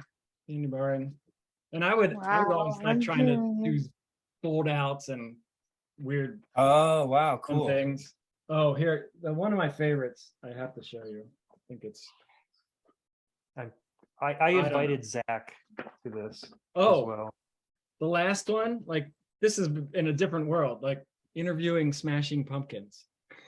Wow, they just awesome. They just hung out. Often they had the music element as well as biking and sometimes skating. Like, it crossed over, many different. Totally. I mean, I feel like freestyling had like Descendants ads and stuff. It introduced like you could just it was this whole new world, and it was like everything about it I just loved. It was so much better than radio rock and all that. And I think it's exactly what things right now we need, that something that physically in your hand. There's so much out there on the virtual world, and there's no magazines aren't really printing anything now. Yes. Hang on. What do you got, Courtney? Oh, hey, look at that. That's pretty awesome. What is that? Future what Voices. magazine is that? What's the piece about? It's about her, I think. No, I wrote it. You wrote it. Oh, you wrote it. That's awesome. What's it about? And you said you weren't famous. Well, I do a lot of it started in 2014 when I met my friend Georgia, who I was telling Dave about, that in 2014 I've been a full-time disability campaigner, and I've done radio interviews, I've done TV appearance, I've done articles, I've done events, and even been to Parliament talking to MPs about disability inclusion and the importance of it. Yeah, you're pretty active, right? In lots of areas. I want to read that article. I can send you the link, and it basically this one is about the history of pride, because I'm also within the LGBT community and disability, and basically I came out this year as bisexual romantic, and I did this article about the lack of inclusion within pride events in the UK, and why it's so important to Yeah, Courtney, that's one of the things when you reached out to us, is you talked about how you really appreciate the inclusivity that Factor Freestyle has. Yeah, with Andy and with Justin with the Tourette's, and we also had what is his name again? Disabled Dan. So this guy, yeah. Bill, this guy does double backflips, but he had floating femur. He doesn't have like a hip on one side or something like that. He had sepsis when he was a kid, and it just like ate his skeleton. Yeah, he's amazing. I invited him, but he couldn't come on today. He was amazing, Jack, with hacking on, and I think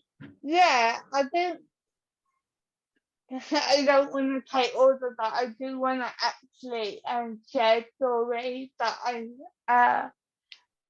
do you want to talk about Georgie?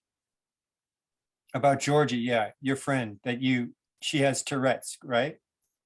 Yeah, and but though I don't even know how to get it out, that I think people always ask me why are you so passionate about disability inclusion, and it's not really just because of personal experience of someone with cerebral palsy, but I also have it met incredible people with like a whole variety of impairment, including Tourette.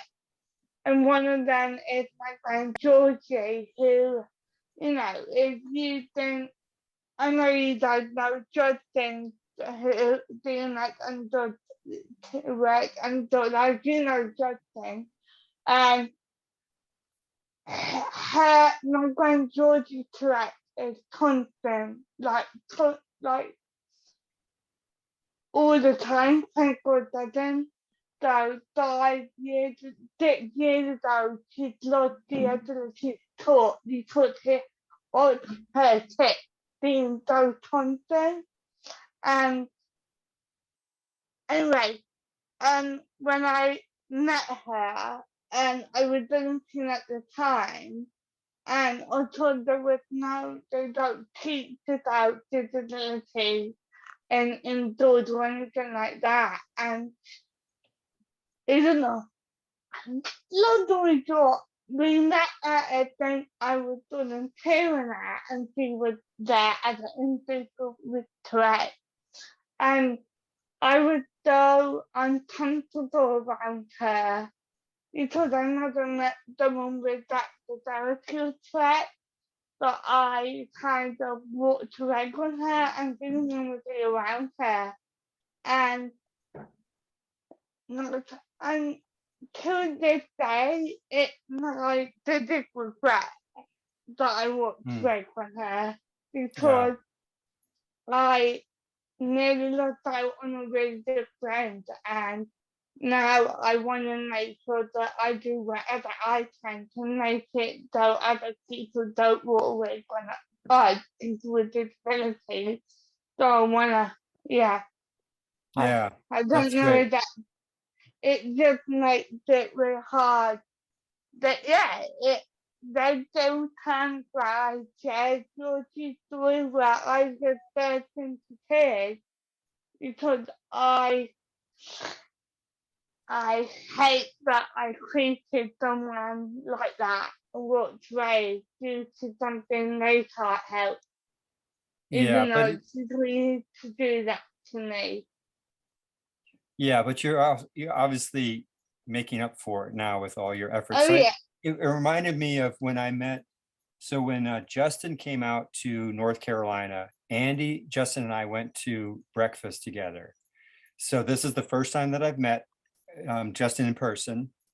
And yeah, it was definitely a challenge because now I don't think that Justin's Tourette's is quite maybe the level that Georgia, that your friend has, but with disabilities and so we kind of not say people take worse than others, because that can be seen as ableist. That it is important to understand that Justin's and Georgie's threat is very adult, is not people see this on the TV and think that that's all what Tourette's is. It is no, I would say 80% or people, even less than 80% have like mild tics. Like, totally. Yeah.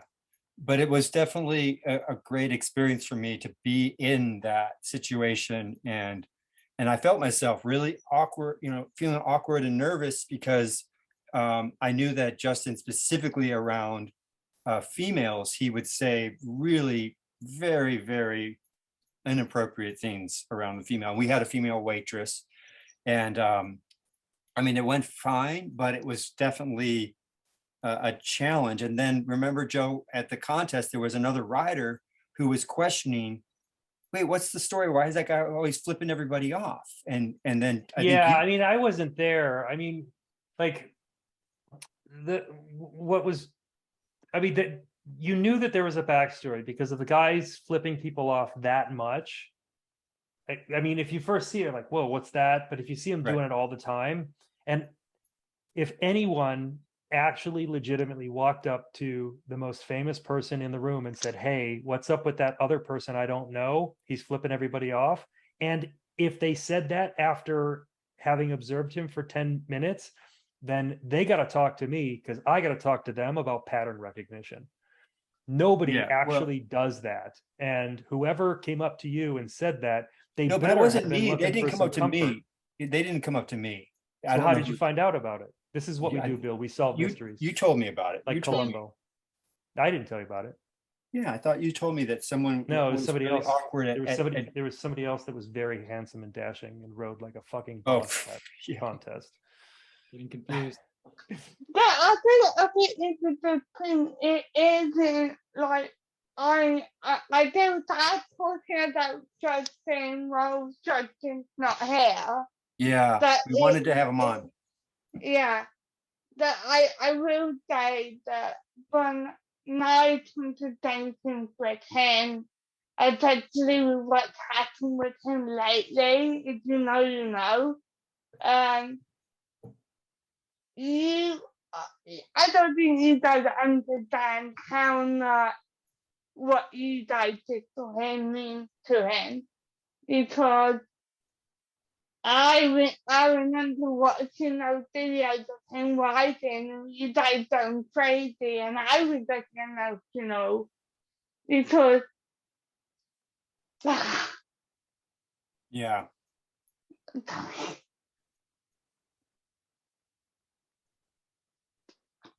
So I didn't at the end of the sorry, I didn't mean to interrupt. And yeah, at no. the end of the day, it's just not normal, and there's a lot of stuff going on, and we can talk about it if you want, but it's just like.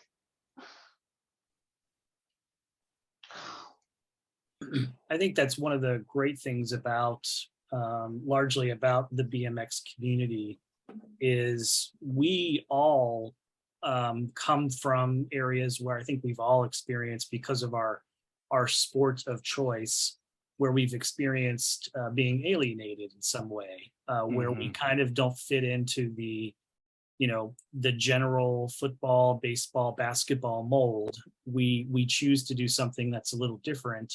And so I think as a result, we all kind of know what that feels like. So as a result of that, I think we're a very inclusive community. From what I've seen, absolutely, yeah. Absolutely, yeah. But I mean, you got to appreciate the effort, right? Like that. So, Courtney, you know who Bree is. She has one leg. Yeah.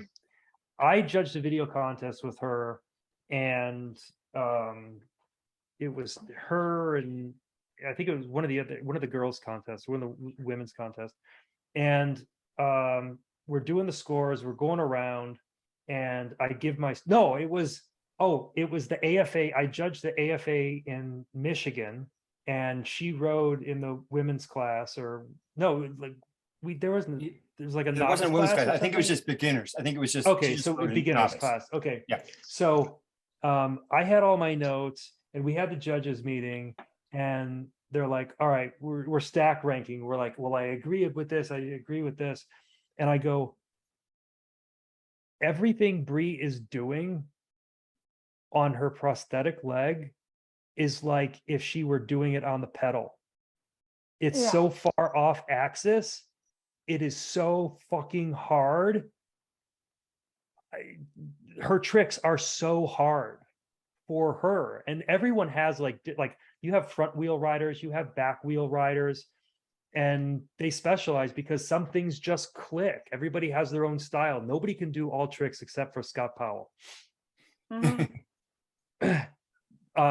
But when you have your style, and you pick your style, sometimes because some things you just like, other times like you had made a certain like investments, because when you're learning tricks, you make investments, and so sometimes you make your style as variations around that big investment that you already made. I did that. Well, I didn't do that with Jaffas. I did that with Fajas, but like with Jaffas, I just freakishly, I did it on the third try because I was fascinated by it. I'm the luckiest guy on the planet to have a freakish ability to do that trick. But I had to condition myself to do it over and over. The Faja, I worked my ass off, and I almost I wrecked myself to learn that technique. But when you have worked so hard on a craft like that, you can observe the effort someone else is putting in to ride their bike, and that's the respect. Yeah, that's the respect. I mean, if we were all raised on bikes from 5 years old, that's one thing. And that's awesome, because if everybody was just doing exactly the same, like how exciting is that, you know? Like compulsory, like gymnastics in the Olympics. That's just a checklist. Yeah, it's just execution. Hey, Bill, welcome. So second Bill, do you guys know one another? Okay, so Bill Batchelor, I'm going to tee this up. So Bill Batchelor, this is my friend Bill Keaggy. Bill Keaggy did the greatest zine of all time, Atomic Circle of Chaos, E-Frame made that call. And now I'll do the other way around, is Bill Keaggy. This is Bill Batchelor. Bill Batchelor was a kid in Southern California enjoying taking pictures of BMX, and he would hang out with John Carr, shoot kind of the same session. Well, all the riders saw this kid, and so when he would get there before John Carr would, and they would ride for him. So he had like all of like the top riders who were trying to get into the media. And we've never met. I mean, I oh, you know the story. Yeah. Okay, got it. We Just just get out of the way. Bill, who do you think you're talking to? Yeah. All right. Welcome, Bill. Thanks for taking a bit of time. We had a crazy idea, and I mentioned your name. And I'm thinking about doing a Factor Freestyle zine. And we were hoping that maybe we could. I mentioned your name, but then we have Bill also that's eager to get the 15th issue of his done. So we've inducted him, but then we thought Todd actually offered that we could maybe use some photos that you still probably have. I mean, I know your book is definitely covered, but with so many great photos, but you probably we're gonna do a zine of the show, and Bill Keaggy, the producer of the greatest zine of all time, is going to do it, which means I'll play this will along be in the whatever first way. show. It can be called whatever, whoever, I'll play along. I just think it. Well, we have to do the 15th issue. It's going to be Atomic Circle of Chaos, but one of the portions of it is going to be the show. Great. Well, then it can be a spin-off, right? Like you said, Joe. We can do a spin-off. Bill and I will be able to do whatever Bill and I want to do with that, because this is going to be a creative partnership. Get rich and famous, right? We're going to get rich. Well, and if we wait till 2023, then that will be 30 years, right? Wow, yeah. 30 years of what? 30 years. So here's an idea, Joe. We get the last issue, the 15th issue this year, and then 2023 we roll out Factor Freestyle. Okay, so Do I will handle the negotiations for us, Bill. Don't worry. I will negotiate with It can Dave. manifest in whatever way. I'm just saying I'd love to have fun with you guys doing it. You're right. We'll take it under advisement, Dave. That's a super funny idea, and we wrote it down. We're going to brainstorm it. We're going to workshop it some more, because we think that we can turn it into something amazing. Sorry, I changed locations. I couldn't hear. Did that sound Hollywoody of me? I don't know how these things work. You said something without saying much. It was, Hollywood. Anyway, hello, Bill Batchelor. How you doing? Yeah. You're in Arizona. You're at your dad's house. In Tempe, Arizona, there's actually a big rainstorm going on outside, a monsoon. So I was out there, but I couldn't hear. So I came indoors. Wow, rain in Arizona. Okay, that's a good one.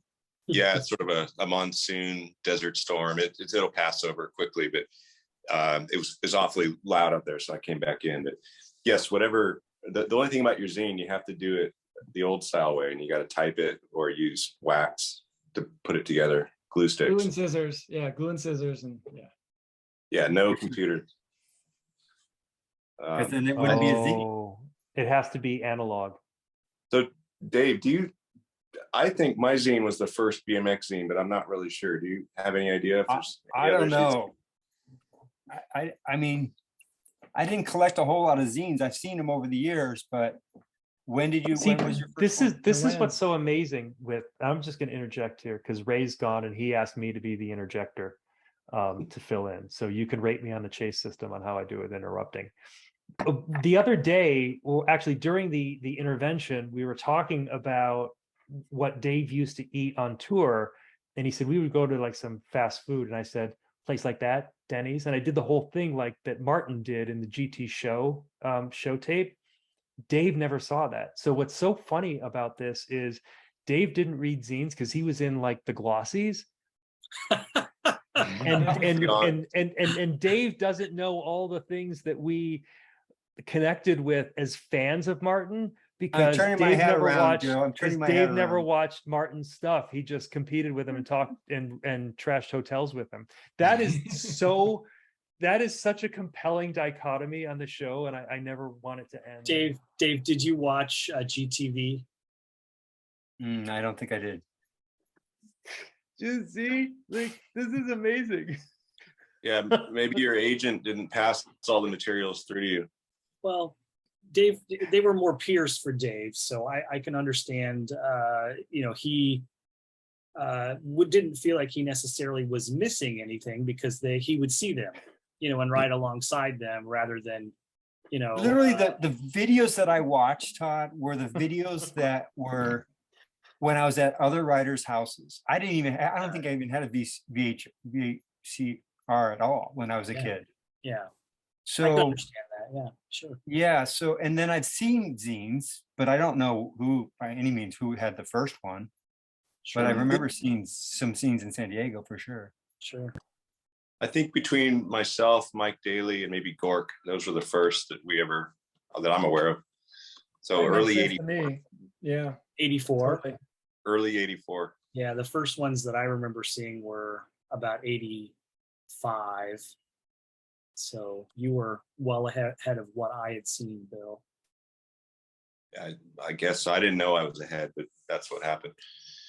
Hey, Dave, can you just tell us something that you did? Can Todd just ask Dave questions? Ask Dave the thing about GTV. Well, Dave, have you ever seen GTV? Dave, I can't say that I have. Dave didn't see GTV, but I'm sure Dave, because he was in like 101 Freestyle Tricks. So Dave did see that one, right? You did see yourself, Dave. So this is a good. Yeah, I did see that one. Like, this is a good meme template, right? Like, Yeah. we just ask Dave questions and then we make oh my snobby gosh, memes. Joe, Oh my God. Like, how, like, that's funny, right? Yeah, it's not one that makes sense. Oh God, Joe, you just relentless. Relentless. You guys are friends, right? Yeah, like we made an Sometimes. agreement. We made an agreement. Bill, we made an agreement that we would do this life coaching as long as it goes and everything's fair game. And our only goal is to make laughs. And Dave's character is, he's the responsible one. He's the one who's been doing this.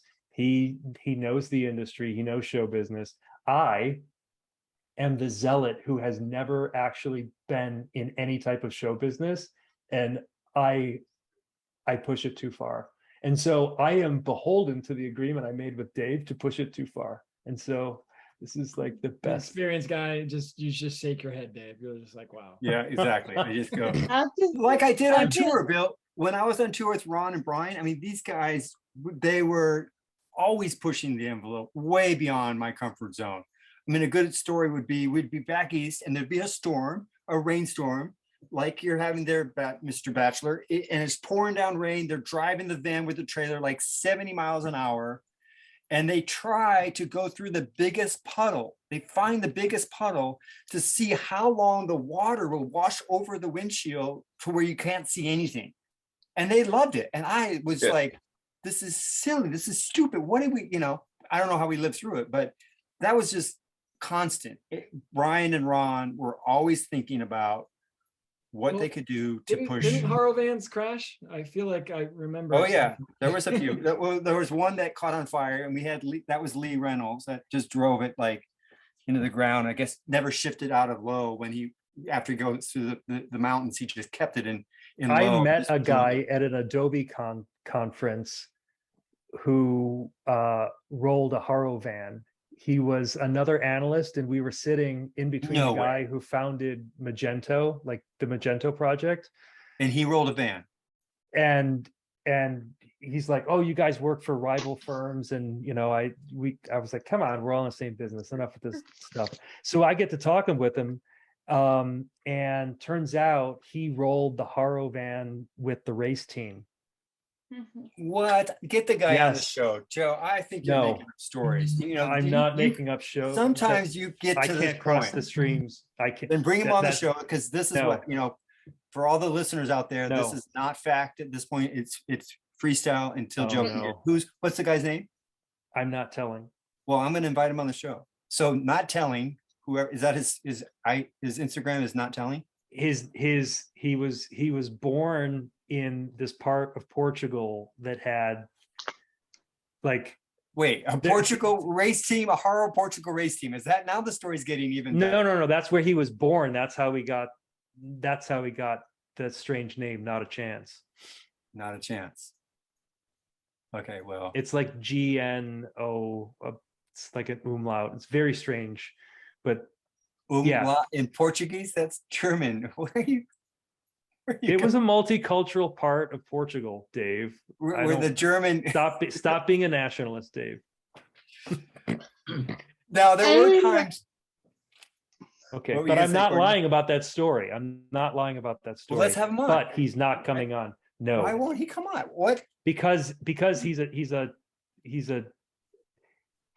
he's a chief marketing officer of an important large brand, and I'm not going to bring him into But he this rolled level the of vid. silliness. We can black his screen out. We can just.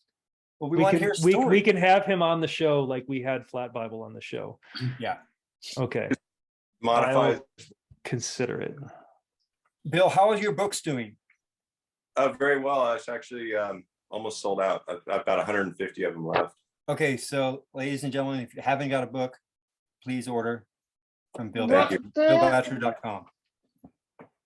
Let me bring it up.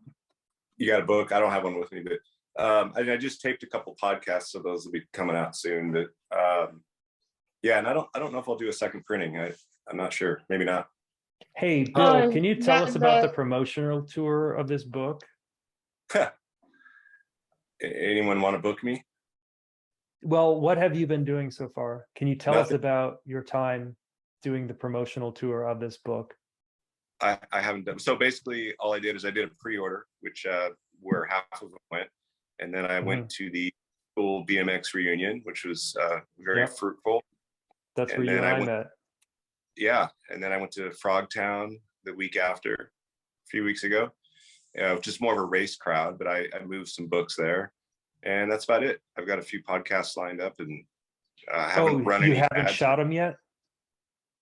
Sorry, Have you done the podcast yet, or are they scheduled? I've done one. I got another one early next week. Are you at but- liberty to share which podcast you did? One with Banter. With John Doker. Doker, I don't know, and Anthony. He's Canadian. Bernard. Yeah, Yeah. I got that. I could hear that. What was your that favorite one's- part? The Canadian part. Yeah, no, I don't know. We just talked about stuff. Talked a little bit about racing too. Just how we all came into freestyle. A lot of us came into freestyle from other facets of BMX back in the day, before freestyle existed. I think I'm doing one with Rick Thorne later next week, and then the big bike BMX. Very cool. Yeah, the big bike BMX guys have been slacking. We were supposed to do that about a month ago, and then something changed. So Talk to anyway. Isaac about frog bars. Just Oh, really? be very nonchalant and just talk to him about frog bars. I will. got I'm a probably question. Tonight. Huh? I'll probably see I him got tonight. one. Yeah. So anyway, if anyone wants a book, grab them while you can. I don't think I'll do a second printing. It'll be a collector's item, but it's been very fun. Wow. And those of you who've seen it know what I'm talking about. It came out pretty good. I was so stoked on it. I ordered Eddie's book and I expected like Eddie to say, Joe, you are the funniest person I know. And I was proud to have been your coach when you overgripped Bob Harrell. I expected Eddie Fiola to write that. And you know what I got? I did get Eddie Fiola's autograph. It was manufactured. He pre-autographed. You said, Joe, I have never met anyone as funny as you, and I hope we are always friends. Love You, Bill Bachelor. You addressed that to me. Yeah, and I did it in gold ink, I think. You did it in gold ink. Dave, have you ever? We're going to have to intervene with Eddie. Dave, have you ever autographed something for folks? Like Walt Disney? Yes. Tell us. Oh God, tell us. I don't think that I mean, sometimes you have to do that because you don't know. Like, for example, Eddie's always out of town, like always. So he may had to do that. And then like when the books are ordered, they're shipped. So I can understand that that's sometimes. Yeah, I mean, there's sometimes there's like someone that had, let's say, an injury, and they say, hey, they couldn't make it to the event, so we got this poster that we have, everyone can sign it. And so I've done that, and then also just when we're at events and they just want us to sign a bunch of posters. Is that also what you mean? Yeah. As opposed to you were doing that at the reunion. You had to pre-sign a bunch because all the guys were signing them. But I much rather have where they would have people come and have an autograph booth or stand. One thing that I have thought is always awesome about Dave, and is that Dave always travels with a Sharpie. Yeah. So, because he gets approached so often with, can you sign this? Oh, I only have a pen. I only have a pencil. Dave's like, I got a Sharpie. I got you. So he's always prepared. Which is awesome. I'm gonna prove you. Oh, what's that? Oh, look at that. This is Team Skyway, 1987. Oh my goodness. That's awesome. Matt Hoffman, Scotty Freeman, and Kevin Jones. That's no way. So here's my here's my backpack. Did I tell you the story, Joe, about the backpack when I was at the airport?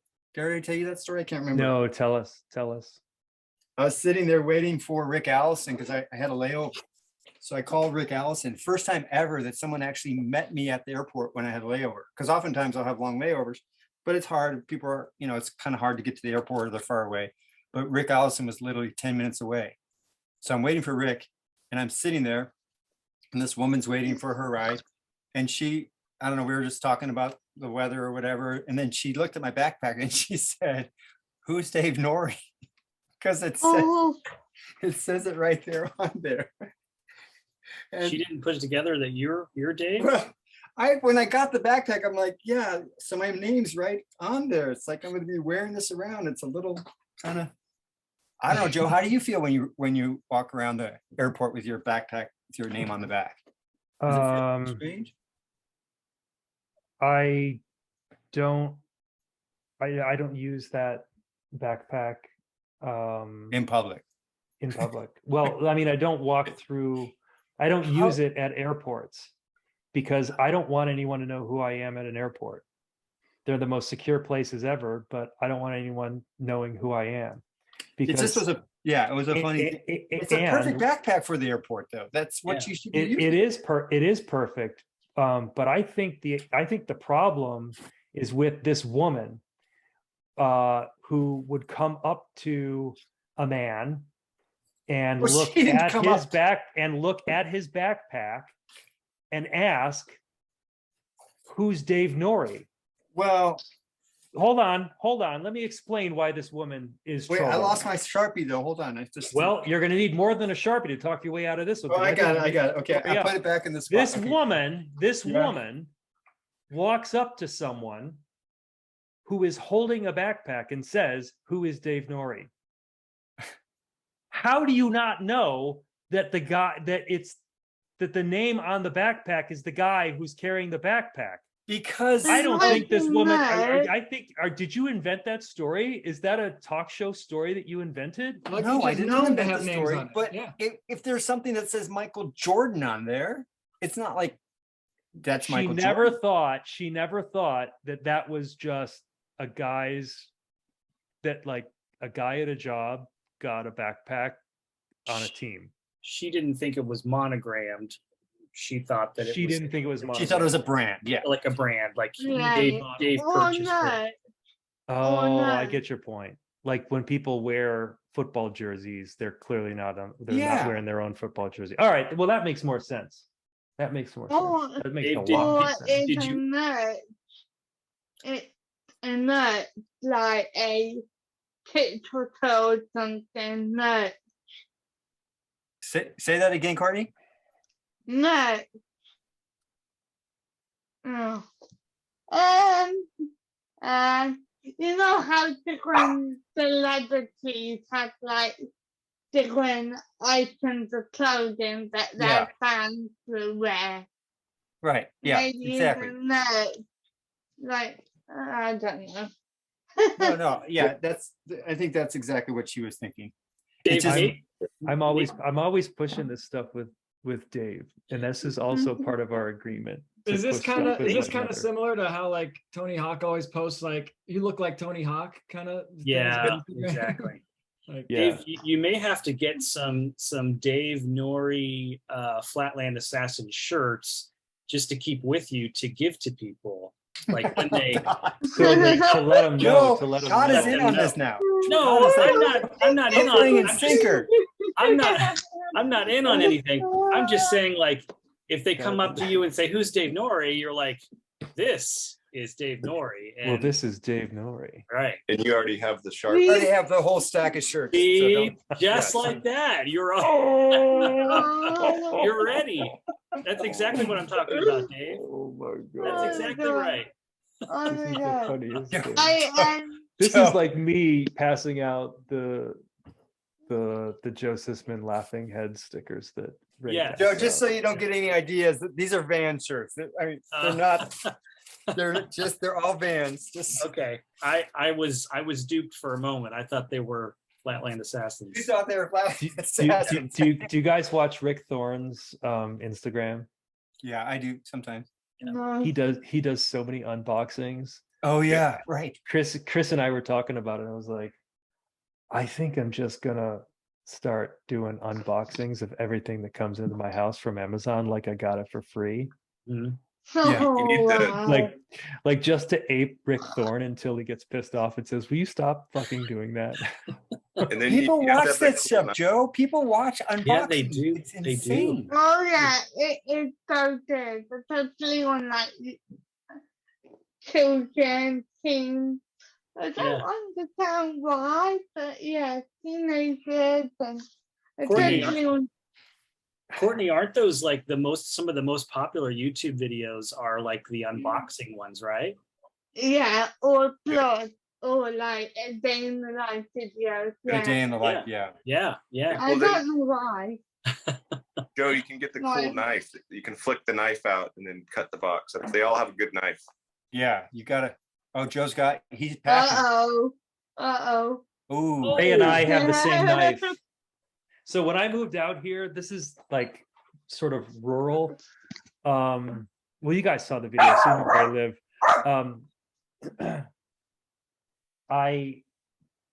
I moved in January 1st, 2021, and we were having like a hell of a winter. And I started buying flannels.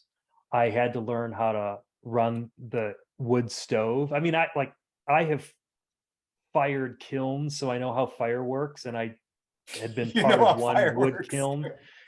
Hey, it's no joke. You got to like listen to these things and adjust the oxygen. Like it's a whole thing. You know what? You want to have a fire off with me, Dave? You Yeah, I ride up do. I do. I tend I've fires. got That's a footage of very me big riding in difference. a fire, buddy. Come on. This is emblematic of our I've seen two that. I've personalities. seen that. You ride on fire, and I tend the fire. This is actually a match made in heaven. Well, and I don't love want it. you to be building my fires. I'm saying, like, you just. I don't think you can your build a own. fire. I think you can just ride on other people's fires. Dude, I build fires all the time. What? Joe Then let's have a tends- fire off. Joe tends the fire off. stoke. Joe tends the stoke and I build modifies the fires all the stoke. time. What are you talking about? Right. Dave, I did see a Vanderroll over fire, which was pretty crazy. So Yeah, that was fun. insane. I couldn't. How were you drinking? No, not really. Maybe everyone drink. Not really.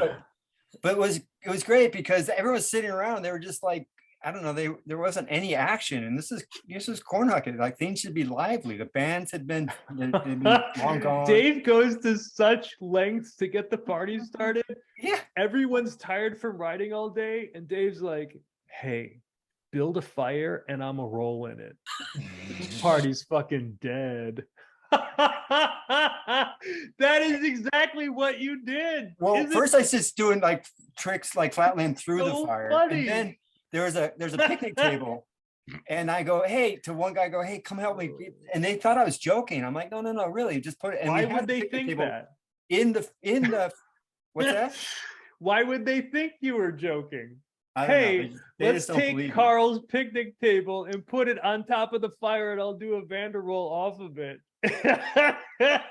I love that you actually did it. And there's a moment though, when I get like the fear sets in, it starts to set in, and you can't live in that moment for very long. You just have to do it. And you'll see in the video, I like go and I stop and then I go back and then I just do it. And it works out. It's so funny. Yeah, don't think about it too much. Kind of like your Miami wedge on the couch.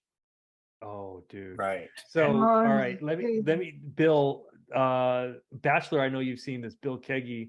So I don't know if this is public, but it is making the rounds amongst the BMX Illuminati. I think McGraw has James has the footage. Dave, so they do this Woodward West every year. They do the reunion, and this was a few years ago, and Matt Hoffman has his own room. It's room 43.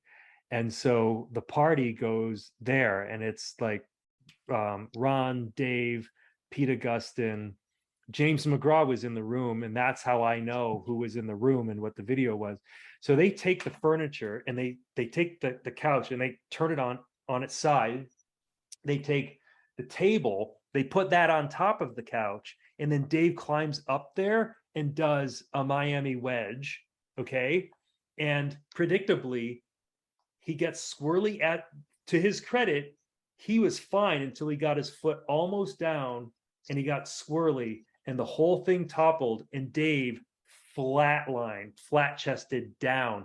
And you watch the bike, the front wheel, and the front wheel's going like this. Meanwhile, the peg is like this, and this is Dave's head. And it goes off camera. And he pops up and he goes, okay. But like the frame by frame of that was terrifying. Yeah. Well, so now just to clarify a couple things. So the table wasn't on top of that, but now you have some ideas to work off of. We just did, I had the table with the chair on top, and then I did one on top of the chair. But you're going to try to find it, looks like. But sure does. It was just on the couch. So now Carl, going back to Cornhucket, Carl, this is late night. This is 2 a.m. I go in there and I'm just going to say goodnight. And Carl says, are you here for the show? And I said, what show? He's like, well, the Dave Nourie show, the late night Dave Nourie show. My wife is awake this time so she can approve any of your, different setups or tactics. Because last time I did a Vanderroll off his dining room table, it was more of a Vander twist, because it was like a cash roll off the table. So I proceeded to set up some tables and chairs, and then I did Miami wedge on top of it. But next year, I'm going to take his sectional couch and make a pyramid. I'm going to make a pyramid, and then I'm going to put a board on top. And then those little where you put like a roller with a board, so it goes like this. You know what I'm talking about? No! And then I'm going to do a trick on top of that. I think I can do it. Such a good idea. I've been watching a lot of American Got Talent, and there's some people that are inspiring me with these different ideas. This is Oh my God. I'm going. Yeah. I just want to have this favorited. We hadn't realized freestyle had progressed to furniture. I mean, that's awesome. Yeah, I mean, Dave, Yeah, he has Vanderrolled. I'm just going to do a quick list. Things that I have seen. So Dave, add to this for me. But I've seen Dave Vanderroll off of the Haro trailer down the quarter pipe. Mm-hmm. I've seen Dave Vanderroll off of the judges table in a flatland contest. I've seen him Vanderroll picnic tables, loading docks, bike shops. What am I missing, Dave? Out of the back of a trailer, and the best one, Mission Beach. Yeah, the Mission Beach. semi. That was a tall truck. It Yeah, was that was a huge. big flatbed truck. And the guy again didn't believe me. Like he was like, "What? Let me just get up here and roll it off it." But that was the biggest. Okay, there's two that I have to tell you. One was for the Vans. There was a Vans commercial that they did back 2012, I think it was, and McCoy was in it. And they had a skate. They actually had a little pool that they put on a trailer that they were skating, and it was really tall for a Vanderbilt drop in. And I did it, and I asked someone to film it, but I never got the footage. But I remember landing so hard that I like tweaked my wrist because it was such a big drop that it was like probably 5.5, 6 feet from the ground. Wow. But the best one, Todd, I don't know if you were there. Yeah, you were there at the Battle in the Rockies in the AFA when it was in the bar, and they had the people sitting with their drinks right there where we're riding. Oh yeah. And I literally just like foot plant up on top of there, and they all like moved their drinks out of the way, and I van rolled off of that. That was some. I love doing it in the moment, not even like trying to set up. Just do it. Sure. I did see Dave do a Miami wedge once in a restaurant on a restaurant table as well. That was at Huff Jam, the after party. Oh yeah. Oh, so Andy has anxiety and no. Yeah. So this was Andy's first contest, and Dave is rooming with Andy. So yeah, this story. Yeah. Okay. Andy believes that he is responsible in some way to Dave because they're rooming together. Dave started drinking around 3 p.m, and by the time the contest wrapped up at 8, Dave was. We asked him the question. We said, Dave, do you want to go? And he goes, no. And he just walked off. So we knew that Dave was like lit and ready to do. And so he starts doing like Nourie handstands on the bar table with one of the other locals standing on the bike with him. Yeah. Andy is like, Dave's going to die and I'm going to be responsible for it. And I'm having a major anxiety panic attack right now. And we watched him freak out. And we basically had to say, Dave's a grown ass man and he's been doing this for 30 years. So you think you're watching freestyle improv. You're not. This is a practiced routine. Dave knows how to do the bar show.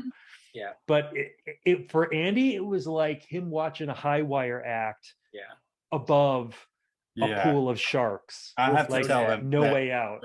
Yeah, I had to tell him that all was good. I lived through it.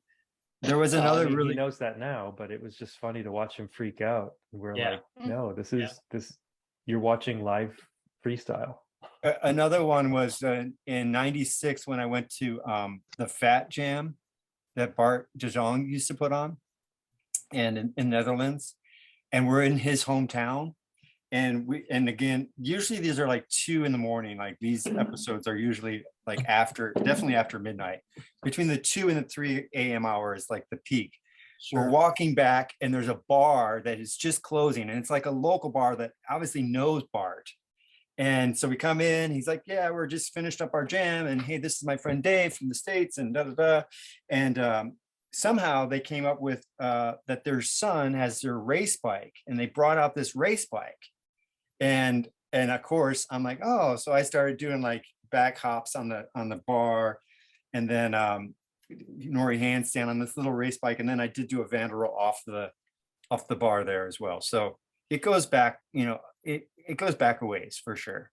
It's pretty and awesome. I have to keep the tradition alive, right? I mean, you can't just It's let it so die. good. I love that tradition. Please never stop that. Please I'll have never to send stop you doing some that. so you can share it, Joe, in the future. Because I do. I want to do a best of. Are you trying to find him? Bill, yeah, I'm trying to find Keaggy and Bill Batchelor and Courtney. Have you ever seen Dave do the upside down Vanderroll? I'm not sure. I had never seen one before. He did it at a Florida AFA contest, and I still don't know how I don't even know how it works, because it shouldn't. But Yeah, you flip the bike, like you do a finger flip, the bike's upside down. And I tried it once on the peg, but it's better to do it on the pedals.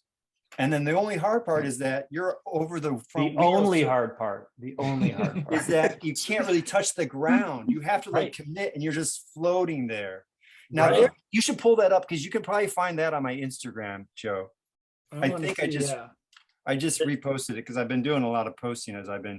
Yeah. So what's the deal with that? I mean, you're like your own, you're like your own social media manager looking for a promotion. Trying to monetize it. I've got a lot of free time. At least with the Vanderroll, you can kind of feel like your bike. You can kind of almost use your body to control the bike and hug your bike a little bit with your upper body. On this upside down one, you're just it's a free fall. It really is a free fall. You just go over the front wheel. It's just crazy. Thought I posted, and I didn't, just so that it's clear, I did not invent that, Todd. There was a guy who conceptualized the idea. But I just did it. It was a guy I met in Florida, and his last name was Majors, so I called it the Majors roll. But like that. That's the one through the bike shop, Courtney. That is a Vanderroll forward, yes. But the one upside down, I swear I posted it recently. Anyhow, you probably did, but I don't know what I'm listening to, so it's a little bit hard. Oh, it's that one. Well, now I have some more content I can post. Is it that one? No, that's enough. Oh wait, it's in there. No, maybe no, it's not in there. I liked it when you did it in the well. Anyhow, we'll find it and share it. We'll find it, show it. But it's one that you do need to see. The problem with it that I have, Todd, is that here it is. I tried it. You found it? Oh, you did. Oh wait, no, that's some woman. Who's that, Todd? Todd always has the put a little bit closer, Todd. Prettiest women. And change the angle a little bit. Okay, there you go. Oh. Yeah, and that really hurt. Isn't that crazy? I hit my head hard on that one. Did you really? Yeah. Yeah, I remember that one. And then I tried it in Germany and it didn't go well at all. I cut my face on it. Oh my God. That's the last time I've done it. Oh my gosh. But now that my appendix is out, I think I got a bit more room, so I'll be able to stretch. I think that. Oh my God! I think I can bring that back.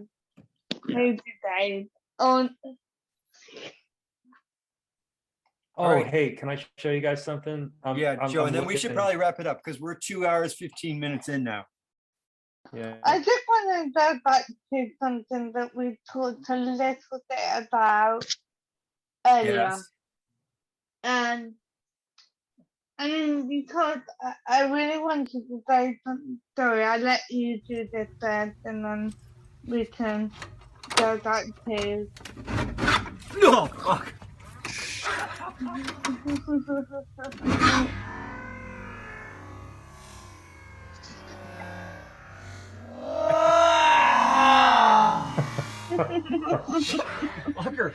Fucker, get This is a Terradome too, but my favorite part of this video, I mean, that's a big one. I like that part, but this one, look at the reflection. Yeah.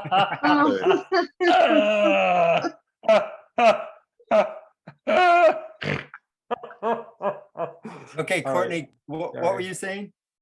No, it's fine.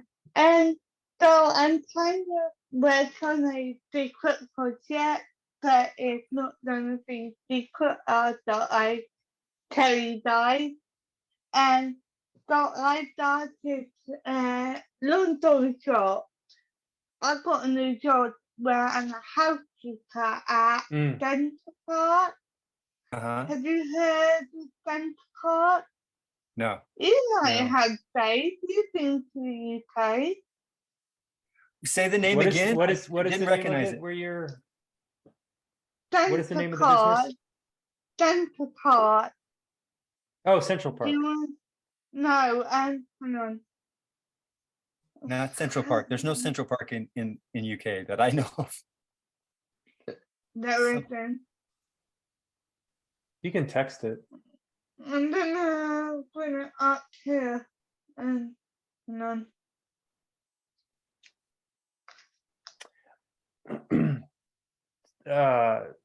So Central Palace.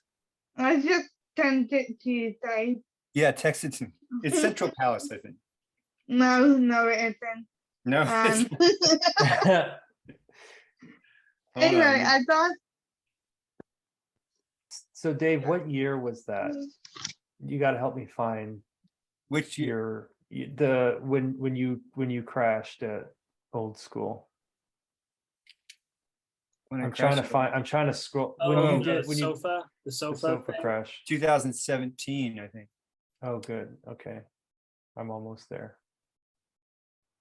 So it was the reunion was in October. Oh, Central Parkus? PARCS? Yeah, that the D is R. Though it should be cart, like a cart where you say, though it's Centre Cart, that it's out with a D, that it's PAR. It really, basically, it's the UK business holiday cart where you can stay in lodges. And anyway, I'm hoping to do a fun day there. A fun day? Yeah. For family that disabilities. And the reason why I want to bring it up here is it does all the way back to when we talk about Justin or George or Gray and not me, because I've got nothing to show. And saying that, and I've been to Parliament, and long story short, the reason why I do what I do is I really want to create a role where we don't have to have conversations about Tourette, autism, Down syndrome, epilepsy, because everyone would just know about it. That we're not there yet. So I want to create a thing where we have people like Justin, like, I don't know, just, it's basically, I want to create a thing where families with disabilities that to have like a day out at Centre Park, but it's what it is, it's like this massive holiday park. So it's a nice holiday. It's basically, you go on holiday, you stay in these lodges, and there's like 200 different activities that you can do. So swimming, mini does, high rope, and hill trekking, cross biking, and do the diving, rackets, like there's so many activities. It's pretty cool. Hey, can I interrupt? I'm sorry. I have to go. You have to go? Oh, that was Angie. I have to go, and I have to go now. Everything's okay. Bill Keaggy, I am so stoked, and I'll hit you up and we'll plan this thing. Thanks for being a good sport. It sounds fun. I didn't understand most of what happened today, but it was fun. So I expect it to be fun on the Zine. Courtney, that sounds amazing what you're doing though. Courtney, good work on that. Okay. Todd, Courtney, Dave. All right, Todd. Bye, Bill. Thank you. See you guys later. Till next time. Thanks. Bye.